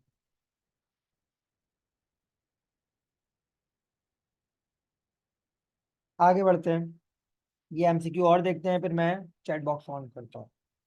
The load extension graph for the spring is shown. ठीक है, what is the limit of proportionality? बेटा क्यू लिमिट ऑफ प्रोपोर्शनलिटी, क्योंकि क्यू के बाद हमारा ग्राफ कर्व होना शुरू हो रहा है। सही है, and what is the spring constant of the spring equal to? बेटा पी से क्यू के दौरान आप किसी भी दो पॉइंट्स का ग्रेडियंट ले लो, लिमिट ऑफ प्रोपोर्शनलिटी के अंडर आपके पास स्प्रिंग कांस्टेंट की वैल्यू सही आएगी, तो ग्रेडियंट ऑफ पी क्यू। तो इन दैट वे हमारे पास a correct answer. Now opening the chat box, ink out आप अपने हिसाब से कर लिएगा। इंक आउट करने का मैंने आपको तरीकेकार बता दिया है। यस नुमान? सर जरा क्वेश्चन 6 पे जाइएगा।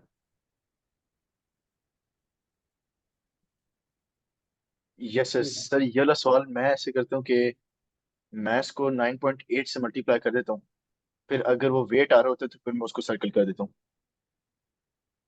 ये भी ठीक है। और सर जरा क्वेश्चन नंबर 8 पे जाइएगा। यस सर, ये लो दोबारा समझा सकते हैं, समझ नहीं आया ये बेटा टाइप ऑफ यहाँ पे फोर्सेस और। एक्शन रिएक्शन फोर्सेस की बात कर रहा है न्यूटन थर्ड लॉ, तो टाइप ऑफ फोर्स सेम होती है। सही है, मतलब सेम एक्सेस पे फोर्स लग रही होंगी, nature of the force same होगी। ठीक है, दूसरा हमारे पास ऑब्जेक्ट डिफरेंट हो गए। जैसे मैंने एग्जांपल दी, मैं कुर्सी पे बैठा हुआ हूँ, तो दो ऑब्जेक्ट है ना, एक मैं और एक कुर्सी। मैं दीवार पे फोर्स लगा रहा हूँ, मैं और दीवार, तो ऑब्जेक्ट डिफरेंट हो गए। ठीक है, that is how. Sir object same ही हो सकता है कि। नहीं ना, सेम ऑब्जेक्ट मैं अपने ऊपर ही फोर्स लगाऊं, how? Hmm, okay sir. Action reaction है ना, तो दो डिफरेंट ऑब्जेक्ट चाहिए। आया क्वेश्चन हम्म, नंबर 6 का, आप लोग कह रहे हो ईशा क्वेश्चन 8 मैंने वापस समझा दिया। आया क्वेश्चन 6 का, आप कह रहे हो क्वेश्चन 6 में हमारे पास एक तरीका और है जो अभी यहाँ पे नौमान ने बताया, एक और तरीका मैं आपको बताता हूँ बेटा। इन दोनों की मदद से मैथ निकाल लो। ठीक है, और उस मैथ को ग्रेविटी से मल्टीप्लाई करके वेट निकाल लो। ठीक है, like m equal to W upon g करोगे तो 370 डिवाइड बाई 3.7, 100 आंसर आएगा। तो ए और बी में से कोई एक आंसर है। ठीक है, अब W equal to m g, earth की बात कर रहे हो, मैथ 100 आ गया, मैथ कभी चेंज नहीं होता, ग्रेविटी 9.8 है, 98 आ 980 आ गया। इस तरह भी कर सकते हो, है या? ठीक है,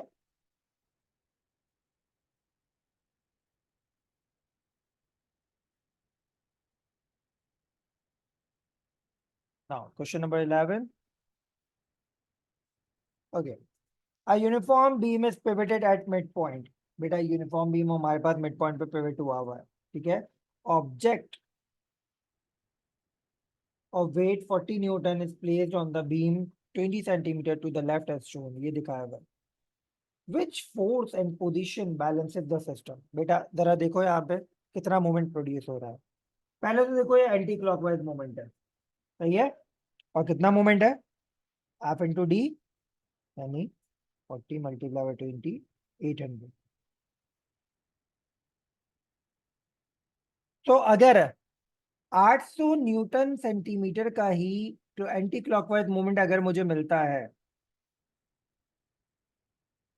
सॉरी क्लॉकवाइज मोमेंट, तो कहानी बैठेगी हमारी, तो हमारा सिस्टम बैलेंस होगा. सही है. तो 20 मल्टीप्लाई बाय 40 800 बन रहा है, ठीक है. एक्टिंग डाउनवर्ड टुवर्ड्स राइट, सही बात है. डाउनवर्ड एक्ट कर रहा है और राइट की तरफ लिखा हुआ है, तो देखो क्लॉकवाइज मोमेंट हो रहा है. तो ये बात सही हो रही है, दोनों बातें सही हो रही हैं. 20 इंटू 40 800 तो हो रहा है, ठीक है. लेकिन क्या बोल रहा है? हमसे बोल रहा है अपवर्ड टुवर्ड्स राइट. ये तो हमारे पास एंटी क्लॉकवाइज मोमेंट हो जाएगा, तो ये गलत बात हो रही है. सही है. 50 मल्टीप्लाई बाय 10 800 के बराबर नहीं हो रहा. 50 मल्टीप्लाई बाय 10 800 के बराबर नहीं हो रहा. सही है. इन दैट में हमारे पास एक ही ऑप्शन बच रहा है, which is option A.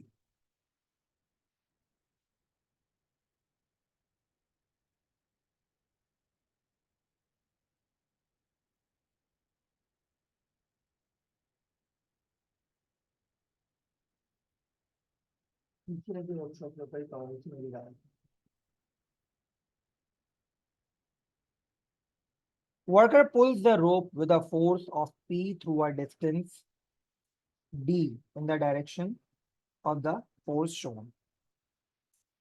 This causes block of weight W to move vertically upward through height H. How much work is done by the worker? ठीक है. कितना वर्क हमारे पास वर्कर ने किया है उसको हमें देखना है. ओके. तो वर्कर फोर्स कितनी लगा रहा है बेटा? D. ये वर्कर की फोर्स है, ठीक है. क्या बोल रहा है? Worker pulls the rope with a force P and जिस डायरेक्शन की फोर्स है उसी डायरेक्शन का डिस्टेंस क्या है? D. तो अभी थोड़ी देर पहले बताया था वर्क होता है force into displacement in the direction of force. तो फोर्स है P एंड डिस्प्लेसमेंट है D, यानी आंसर होगा B. ठीक है बेटा. इसका एक और आंसर हो सकता था W इंटू एच, लेकिन वो ऑप्शन में नहीं है, क्योंकि जितना यहाँ पे जनरेट हो रहा है उतना ही यहाँ पे हो जाता. सही है. लेकिन ये अगेंस्ट द ग्रेविटी लिखा हुआ होता, तो या a battery is connected to the light. A battery is connected in a circuit to light a lamp. Okay. Battery के अंदर कौन सी एनर्जी होती है? केमिकल एनर्जी, ठीक है. Sulphuric acid, hydrochloric acid, manganese dioxide. Which property both liquid and gases? Liquid और gases की दोनों प्रॉपर्टीज हमारे पास क्या क्या है? They always fill the container. नहीं बेटा, गैस फिल करती है कंटेनर को हमेशा, लिक्विड हमेशा कंटेनर को फिल नहीं करता. They are incompressible. सिर्फ लिक्विड इनकम्प्रेसिबल है, गैस कंप्रेसिबल है. दे कैन फ्लो, यस, दोनों फ्लूइड्स हैं. And they are the particle in the fix position. दोनों के पार्टिकल फिक्स पोजीशन में नहीं होते. ओके. क्वेश्चन नंबर 15 के बारे में बात हो रही है. तो क्वेश्चन नंबर 15 में आपसे क्या बात हो रही है बेटा? In an experiment, the volume of the gas in a cylinder is measured as the pressure of the gas is increased. Volume of the gas measure की जा रही है, pressure of the gas increase कर रहे हैं. The values are obtained. What are the possible explanation for these results? Do not apply Boyle's law here. क्यों? क्योंकि यहाँ पे कहीं पे नहीं लिखा टेम्परेचर कांस्टेंट है. सही है. तो Boyle's law अप्लाई नहीं करिएगा. तो क्या बोल रहे हैं? What is the possible explanation of these results? Okay. तो क्या बोल रहे हैं बेटा? After the pressure is doubled, after the pressure is doubled, gas starts leaking into the cylinder. बेटा अगर gas leaking into the cylinder होती तो प्रेशर डबल होने पे वॉल्यूम को तो बढ़ना चाहिए था, वॉल्यूम तो कम हो रही है, 20 से 10 हो गई। गलत। After the pressure is doubled gas leaking out the cylinder, या जब प्रेशर डबल हुआ है तो बेटा हमारे पास वॉल्यूम देखो कम हो रही है, 20 से 10 हो रही है, इसका मतलब गैस सिलेंडर से लीक आउट हो रही है। Temperature of the gas remain constant, नहीं। कैसे पता मुझे बेटा, देखो प्रेशर को डबल किया वॉल्यूम हाफ हुई, सही बात है। प्रेशर को ट्रिपल किया वॉल्यूम ट्रिपल हुई, वॉल्यूम प्रेशर को ट्रिपल किया तो वॉल्यूम को तो 3 गुना कम होना चाहिए था। 20 का 3 गुना कम क्या होगा, 20/3 करना पड़ता है हमें, वो नहीं हो रहा। यानी अगर बॉयल्स लॉ फॉलो हो रहा होता, टेम्परेचर कांस्टेंट होता, तो यहाँ पे बॉयल्स लॉ फॉलो नहीं हो रहा तो टेम्परेचर कांस्टेंट नहीं है। सही है। Temperature of the gas is increasing, no. ठीक है, ऐसी कोई हमें इंडिकेशन प्रोवाइड नहीं की है, तो इसका आंसर बी बन गया।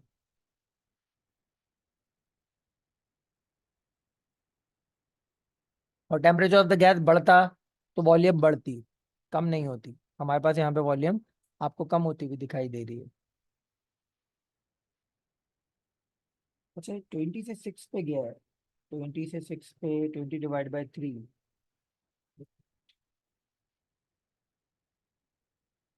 6.6 आ रहा है, सही है, इसको भी मान लेते हैं। लेकिन जब प्रेशर 4 गुना हो रहा है, वॉल्यूम हमारे पास 4 गुना कम होकर 5 होनी चाहिए थी, ये 4 हो रही है, तो यहाँ पे ये मिस कर रहा है, तो हमारे पास ये टेम्परेचर कांस्टेंट नहीं है। सही है, 15 का आंसर ये हो गया।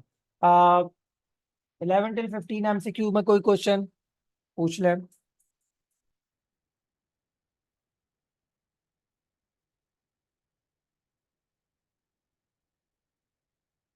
चैट बॉक्स ओपन है, you can ask your question from 11 till 15।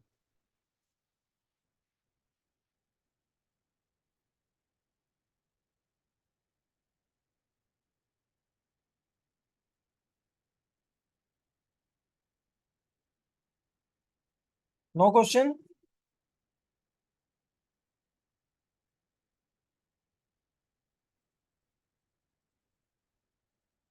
Question 14 में क्या, दे कैन फ्लो बस। चलो आगे बढ़ते हैं बेटा। The diagram shows example of thermal expansion. तो थर्मोमीटर में थर्मल एक्सपेंशन दिखाई हुई है, थर्मल एक्सपेंशन की मदद से लिड को आप ओपन कर रहे हो, वो दिखाया हुआ है। एंड रूफ के जो मेटल बीम्स हैं वो थर्मल एक्सपेंशन की वजह से एक्सपेंड कर रहे हैं। In which diagrams the thermal expansion is useful, सिर्फ ये वाली। सही है, पी और क्यू बस।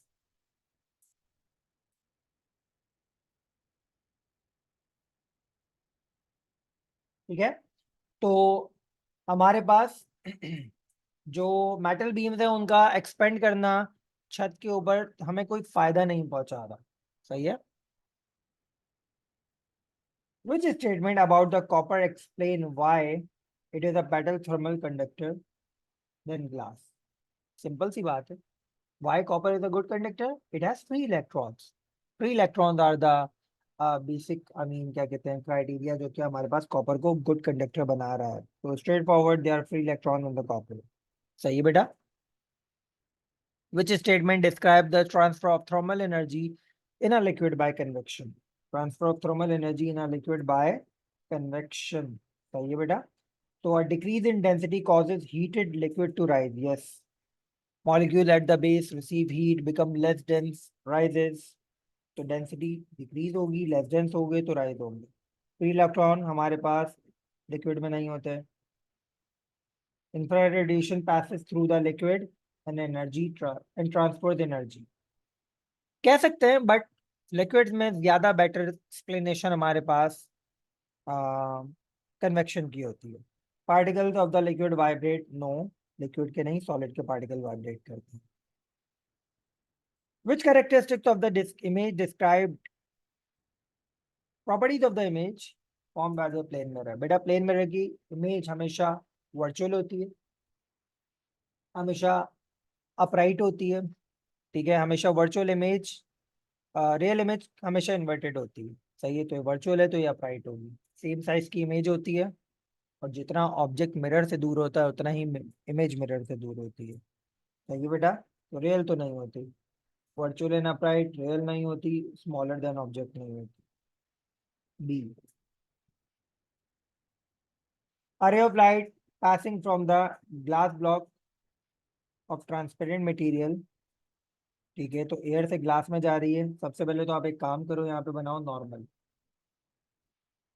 सही है।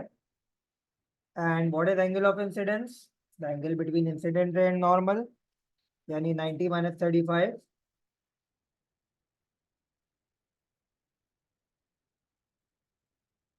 55। और एंगल ऑफ रिफ्लेक्शन कितना है? 30 डिग्री। तो एन बराबर होगा sine angle I, sine angle R. Angle I 55 degree है, एंगल आर 30 डिग्री है।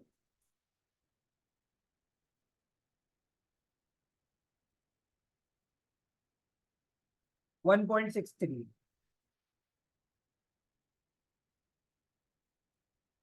सबसे करीब 1.64 है। तो 20 का हमारे पास सी करेक्ट आंसर हो गया, ठीक है बेटा। 16 till 20 MCQ, कोई सवाल जल्दी से पूछ लें।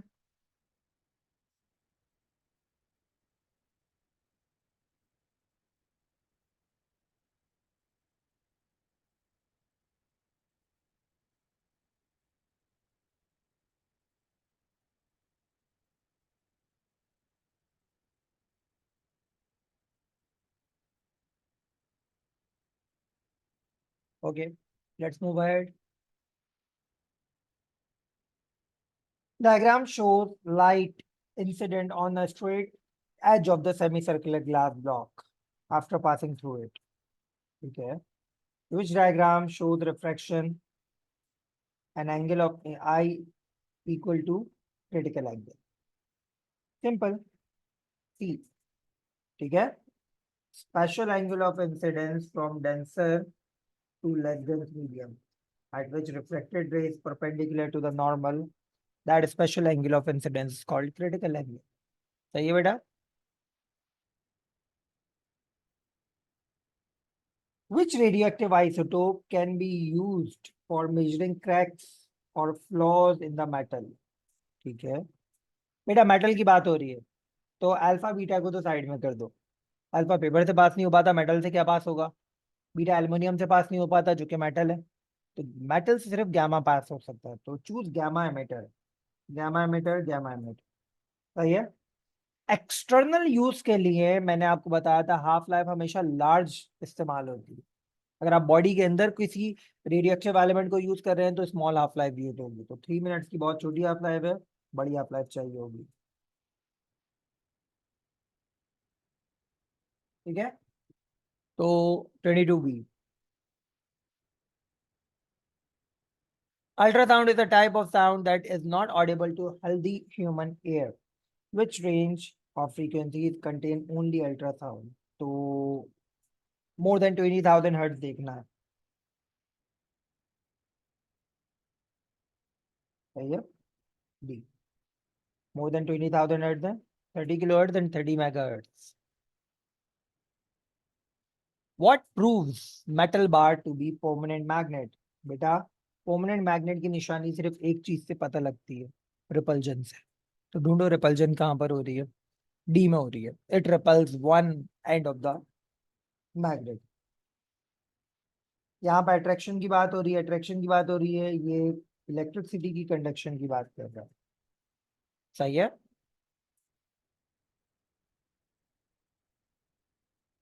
नेक्स्ट हमारे पास है the diagram show the bar magnet in 4 labelled arrows, ठीक है।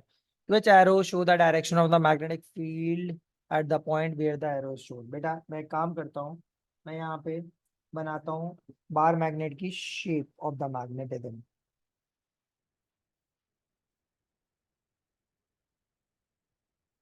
नॉर्थ से निकलती है field,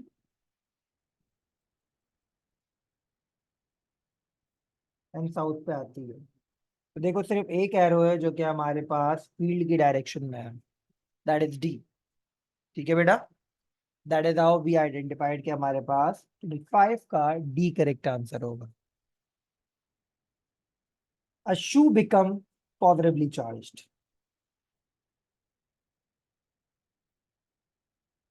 by friction when it rubs against carpet। बेटा अगर शू पॉजिटिवली चार्ज हो रहा है तो शू ने अपने इलेक्ट्रॉन कारपेट को लूज किए, तो carpet becomes negatively charged.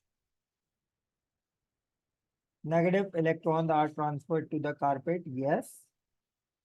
Negative electrons are transferred to the shoe, shoe तो पॉजिटिवली चार्ज है, पॉजिटिव इलेक्ट्रॉन नाम की कोई चीज नहीं होती। और पॉजिटिव इलेक्ट्रॉन अगर पॉजिटिव चार्ज को कह रहा है तो पॉजिटिव चार्ज मूव नहीं करता। Metal is conductor is connected between the positive and negative terminal of the battery, which row gives the direction of the movement of the particles that flow in the conductor and their name। Okay, तो कौन सा हमारे पास direction of flow particles है?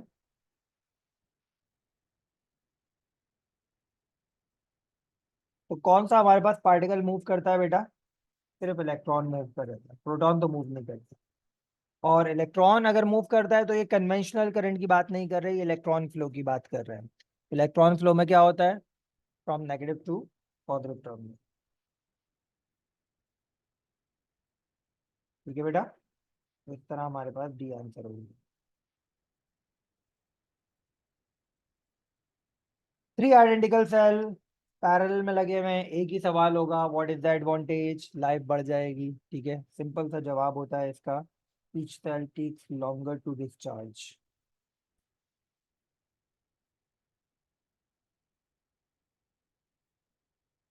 Student has 315 ohms resistors. She connects them together in different arrangement. What is the minimum resistance and maximum resistance? बेटा minimum resistance कब मिलती है? Parallel में।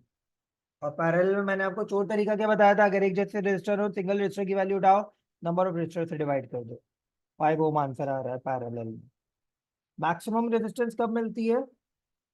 सीरीज में। और सीरीज में क्या होगा? 15 + 15 + 15 45। ठीक है,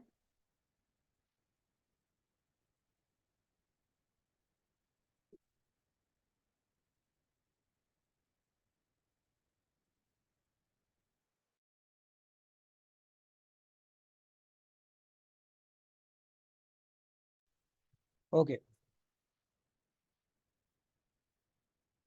ओके बेटा, यहाँ पे देखें क्या हो रहा है। 30th MCQ पे फिर मैं चैट बॉक्स ऑन करता हूँ, आप लोगों के सवालात को डील करते हैं। The circuit diagram show the variable resistor are connected in parallel to the lower section of the potential divider. Okay, when R is increased, बेटा जब R बढ़ेगा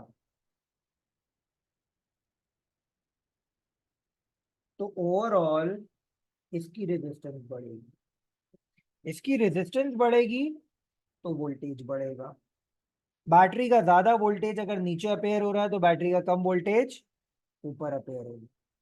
फिर दोबारा सुनो, जब आर बढ़ेगा तो इन दोनों का पैरेलल कॉम्बिनेशन का टोटल रेजिस्टेंस बढ़ेगा, रेजिस्टेंस बढ़ेगा तो यहाँ पे वोल्टेज बढ़ेगा। ठीक है, बैटरी का ज्यादा वोल्टेज यहाँ अपेयर हो रहा है तो कम वोल्टेज ऊपर अपेयर होगा। V2 increase and V1 decrease. सही है बेटा? Now opening the chat box, if you have any question you can ask.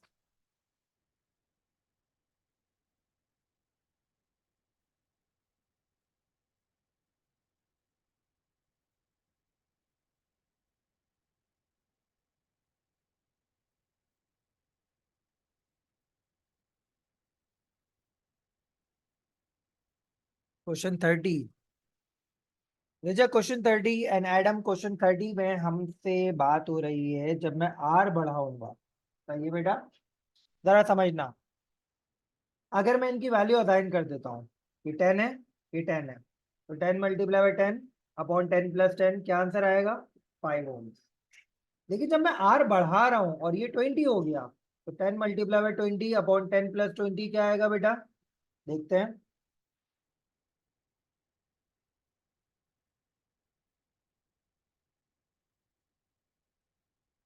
बेटा ये आंसर आ रहा है हमारे पास 6.66। देखो पहले के मुकाबले में रेजिस्टेंस बढ़ गई।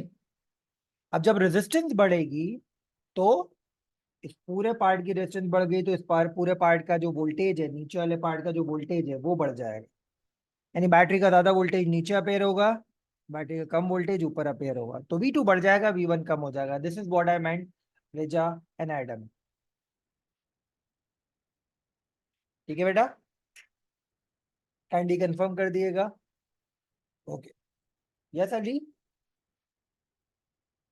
सर एक सवाल है, जो हमारे पास मेन से जो आ रहे होते हैं पावर सप्लाई, उसमें जब इस तरह के सवाल आते हैं तो वो फिर ओवरऑल उसका वो बढ़ जाता है ना हमारे पास वोल्टेज। क्या मतलब? मेंस में तो हमें स्पेसिफाइड नहीं होता ना कितनी वोल्टेज आ रही है, 230 वोल्ट जो हमें पावर सप्लाई से मिलती है। उस सिनेरियोज में नहीं, अगर इससे ये सप्लाई का वोल्टेज चेंज नहीं होगा। सप्लाई का वोल्टेज ही दोनों में डिवाइड हो रहा है, सही है? वो तो चेंज नहीं होगा ना। नहीं। बस ठीक। Okay sir. लास्ट 10 MCQs करते हैं, then we'll conclude this class. The power consumption of, और कल की क्लास में, कल भी शायद हमारी है वर्कशॉप, लेट मी चेक, है ना कल? Let me check.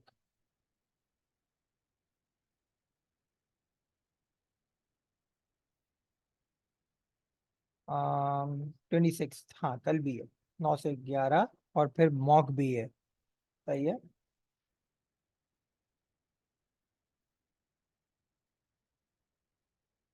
अच्छा, मॉक तो आप लोग खुद चेक कर लेंगे, मैं आपको सिर्फ और सिर्फ मार्क्स स्कीम शेयर कर दूंगा, मॉक आप लोग खुद चेक कर लिएगा। ओके, तो आगे बढ़ते हैं बेटा। क्वेश्चन नंबर 31 को देखते हैं। The power consumption of the microwave oven is this. Cost of 1 kWh is 24 cents। What is the cost of using microwave for 10 minutes? याद करो, बताया था आपको, जब भी कॉस्टिंग का सवाल आए आपको पावर वॉट से किलोवाट में कन्वर्ट करनी होगी, एंड आपको टाइम में, मिनट्स में हो, किसी में भी हो, आवर्स में कन्वर्ट करना होगा। तो 1 घंटे में 60 मिनट होते हैं, तो 0.6 आवर्स बनेंगे, नहीं, 10/60, 0.16 आवर्स बनेंगे। सही है बेटा?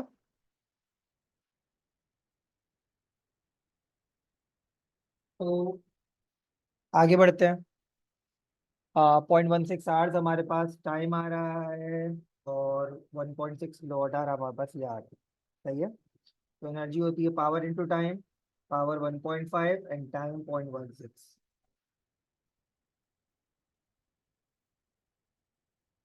0.24 किलोवाट आवर।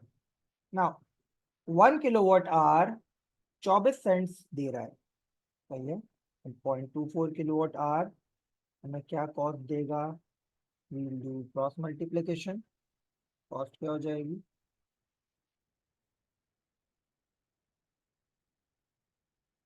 5.76, ठीक है, जो कि रफली इक्वल हमारे पास हो रही है 6 सेंट्स के।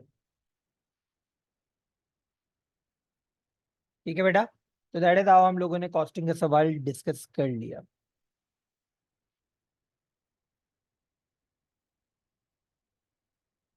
Now a coil of wire above the magnet is dropped. As the coil falls over the magnet, EMF is induced across the coil. What does not affect the magnitude of EMF induced across the coil? क्या चीज है जो कि हमारे पास EMF induced across the coil को effect नहीं करेगी? Changing the number of turns of the wire in the coil. बेटा नंबर ऑफ टर्न ज्यादा होंगे तो EMF ज्यादा होगी, ये तो इफेक्ट कर रही है। Changing the height from which the coil is dropped. जिस हाइट से कॉइल को ड्रॉप किया जा रहा है, बेटा जितनी ज्यादा हाई स्पीड होगी कॉइल की, जितना ज्यादा हाइट से कॉइल को ड्रॉप करेंगे उतनी हाई स्पीड से कॉइल मैग्नेट के करीब आएगा। जितनी हाई स्पीड होगी उतना ज्यादा चेंज इन फ्लक्स आएगा। याद है मैंने आपको बताया था, स्पीड ऑफ द मैग्नेट या कॉइल बढ़ा देते हैं तो चेंज इन फ्लक्स बढ़ जाता है, ईएमएफ भी बढ़ जाती है, तो ये भी डिपेंड कर रहा है। Changing the direction of the magnet, so the north pole is at the bottom. बेटा मैग्नीट्यूड की बात कर रहा है।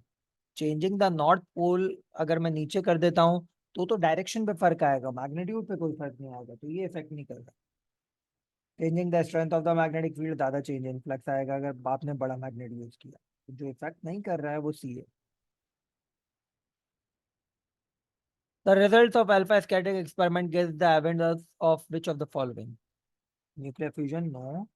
Radioactive decay, no. Existence of isotope, no. Size of the nucleus, yes. Nucleus is very small as compared to the size of the atom, as most of the alpha particle passed undeflected. Then हमारे पास सवाल आ रहा है, a nucleus of an isotope of cobalt is represented by the symbol cobalt 2759. What is the composition? बेटा कितने proton है, नीचे लिखे हुए होते हैं प्रोटॉन 27, हम कितने न्यूट्रॉन है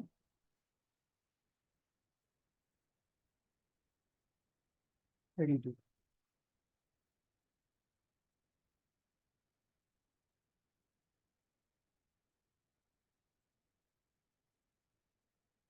ठीक है,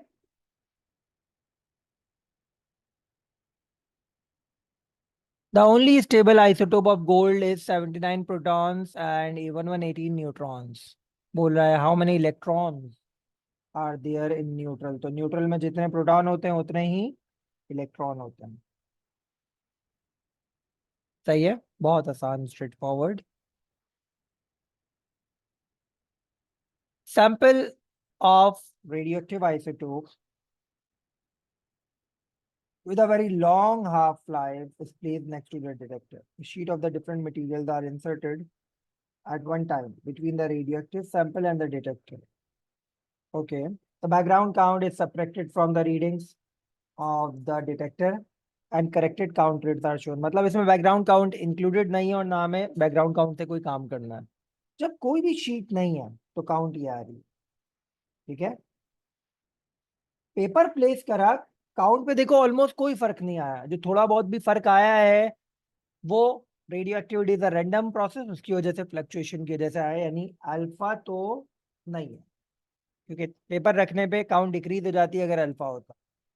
सही है, एल्युमिनियम फॉयल रखा, काउंट डिक्रीज हो गई, इसका मतलब हमारे पास बीटा है।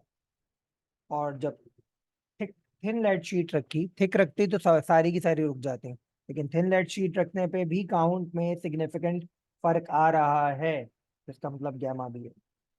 सही है, तो which type of radiations are emitted by the radioactive sample? Beta and gamma only.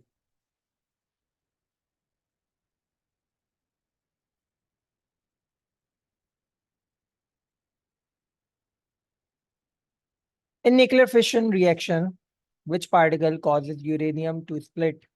कौन से पार्टिकल यूरेनियम 235 पे आके कौन सा पार्टिकल टकराता है जिसकी वजह से यूरेनियम स्प्लिट होता है क्रिप्टॉन और बेरियम में?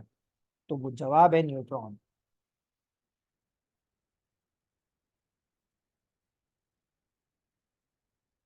What is the purpose of moderators in nuclear reactor? बेटा मॉडरेटर्स क्या होते हैं? मॉडरेटर्स हमारे पास वो न्यूट्रॉन जो कि न्यूक्लियर फिशन में यूरेनियम से टकरा रहा है, तो कंडीशन क्या होती है? Neutron should be slow moving neutron, तो मॉडरेटर्स का काम होता है उन न्यूट्रॉन्स को स्लो करना। सही है, तो to slow down the neutrons in order to continue the chain reaction। ठीक है, मॉडरेटर्स का काम न्यूट्रॉन को स्लो डाउन करना होता है। बोरॉन रॉड, जिनका कंट्रोल रॉड भी नाम होता है, उनका काम होता है न्यूट्रॉन्स को एब्जॉर्ब करना, सो दैट रिएक्शन बहुत फास्ट ना हो जाए। In which region of electromagnetic spectrum does sun radiate most of the energy? बेटा सूरज की मैक्सिमम एनर्जी जो है ना वो इन टर्म्स ऑफ हीट है, और हीट का मेजर प्रोपोर्शन इंफ्रारेड की जिम्मेदारी में आता है। सही है, तो यहाँ पर हमारे पास आंसर है heat. And last MCQ, 4 stages of the life cycle of a star until it becomes red giant as shown। ठीक है, इनवर्ट फोर्स सबसे पहले क्या होता है बेटा? Internal gravitational collapse produces increase in temperature. ठीक है, सबसे पहले एक्स होगा। ये किसकी बात हो रही है बेटा? प्रोटोस्टार की बात हो रही है, सही है। उसके बाद क्या होगा बेटा हमारे पास? Inward force of gravity balance होगी आउटवर्ड फोर्स ऑफ फ्यूजन पे। कब? जब हमारे पास स्टेबल स्टार होगा, तो एक्स के बाद डब्ल्यू आएगा। फिर एक वक्त आएगा मैक्सिमम हाइड्रोजन हमारे पास हीलियम में कन्वर्ट हो चुका होगा, तो ये जी होगा। और जब मैक्सिमम हाइड्रोजन हीलियम में कन्वर्ट हो चुका होगा तो आउटवर्ड फोर्स ऑफ फ्यूजन खत्म हो जाएगी, इनवर्ट फोर्स ऑफ ग्रेविटी होगी, जिसकी वजह से हमारे पास क्या होगा? स्टार बहुत छोटा सा होगा, टेम्परेचर ऑफ द स्टार बहुत ज्यादा बढ़ जाएगा, जिसके बाद हमारा स्टार एक्सपेंड होना शुरू होगा, एंड देन हमारे पास वाई। सही है, तो इस डेफिनेशन को हमारा डी फुलफिल कर रहा है। तो दिस इज इट, हमने पेपर खत्म कर लिया। You can ask your questions from 31 till 40।